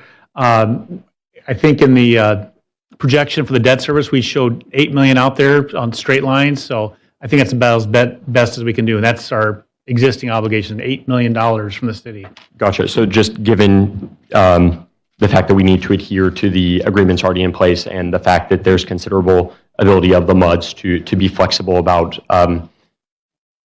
losing their current rebates. Flexible is kind. Yeah. So we perceive this really as preventing future growth in that number, which has grown obviously considerably over the last, I think the number was since 2010. Yes, well said. It was like half as much in 2010. So. Okay. Yeah, thank you. Any other comment by council at this point? Mayor, the only thing I've got, Not sure we have a motion second, do we? I don't think the city of Pearland would be in the position that we're in right now if it hadn't been for the mud districts and being able to develop here and be able to do it, because we didn't have the money to do it ourselves during that period of time. But the growth was just exponentially out with the muds. Now, I think, also that maybe there is a time to look at it as it is now and not to continue to pay out. And the development that we have, we don't have that much development in large markets right now that we had back in 2000 and those periods of time there. I mean, we don't have another 3,700 acres like we had in Shadow Creek, to develop out there around here. We got smaller acreage, so I don't know if it's really there. And at one time, we put a limit on the number of acres that you could bring into a mud district, and that was non-contiguous, but it was, I believe it was 750 acres was the limit that would allow on the mud districts to come in and add those to it on there. And I think that's pretty well gone away now. But that was what we had looked at previously to do that. So just want to pass that along. Bless you. There's no doubt they served their purpose and their time. Looking back, probably would have structured those agreements. We've learned some lessons on each subsequent mud, but we're locked in for those. But one of the recurring themes for 5 years here is affording the city that we're becoming, and more residential development and all the service demands that brings to the city. But we're getting it both ways. We're having to pay for those services, and we're getting hit with this other thing. So if there's consensus of the council, we'll come back in July and we'll formalize that and go from there, if that's okay. Okay. Unless one of the council members has further comment, this was for discussion, and unless staff has any further comment. We got a consultation going on here. No, Mr. Mayor, there's no other comments. I think we got a consensus from council to move forward, put this on a future agenda. You follow that for later, okay? The information we've constructed and put together, we'll move into new business item number 13 and have Councilmember Owens put this on the table for us. Okay, consideration possible action resolution number R 2019-155. I so move. Second. We have a motion and a second. We're in discussion. Staff report. With the approval of budget item Amendment 2, we put ourselves in position to get a more than running start on catching up on the fleet deficits that we had to postpone in the last budget. We've got this money available while at the same time we're adding the fund balance. So this particular action goes off the buy board and acquires the 14 vehicles that are described there. And, these will, the other advantage of doing it now is it gets us in line for these acquisitions. So we'll have them hopefully a little bit sooner, as everybody will be doing their budgets and putting in orders in October. That completes staff report. Yes, sir. Council, have any question or comment on this item? Yes, Mayor, just a couple of questions on the variety of the vehicles. We seem to be primarily buying Fords, but there's a Grand Cherokee, a Silverado, Toyota Highlander in there. Is there value? I mean, F-150, Silverado 1500, basically, in my opinion, same truck. Is there value in having the same type of vehicle? Different vehicles, different parts, different strain on fleet. Yep. If Trent will allow me, Jacoby, can you come up? Because I know council's been keeping up with Thursday packets, but Jacoby runs our internal fleet service and doing a fantastic job. They're saving us money all over the place in terms of contracting out versus in-house work and getting things organized. So I'll give him a moment in the spotlight to answer the question about vehicle models. Thank you, Clay. Good evening, Council. As you can see on the list, this is actually CID vehicles. So CID vehicles are undercover vehicles that kind of want to be undercover. So if we keep on buying the same vehicles over and over and over, it kind of gives the impression of what to look for when those officers are out doing their investigations. So we kind of wanted to mix it up. And we do have the ability and the manpower to work on all types of those vehicles that are on the list. Okay, thank you very much for the clarification. Okay. Mixing up the vehicles like that, does that cost us any more to have parts and stuff available for this kind of car, this kind of vehicle, or that kind of vehicle? I know that City of Houston used to do it and then go out and buy Dodge for 4 or 5 years, and then they'd change over to Ford. But they had all the products to do the work on the Dodges in there and sitting on the shelf. So is that something we do, or is that something that we have an open purchase order to go and fix these up? We don't have to. We utilize 2 parts contracts that's local here in Pearland. We utilize Auto Plus and XL, and those 2 manufacturer or vendors actually supply all the parts for all of our vehicles.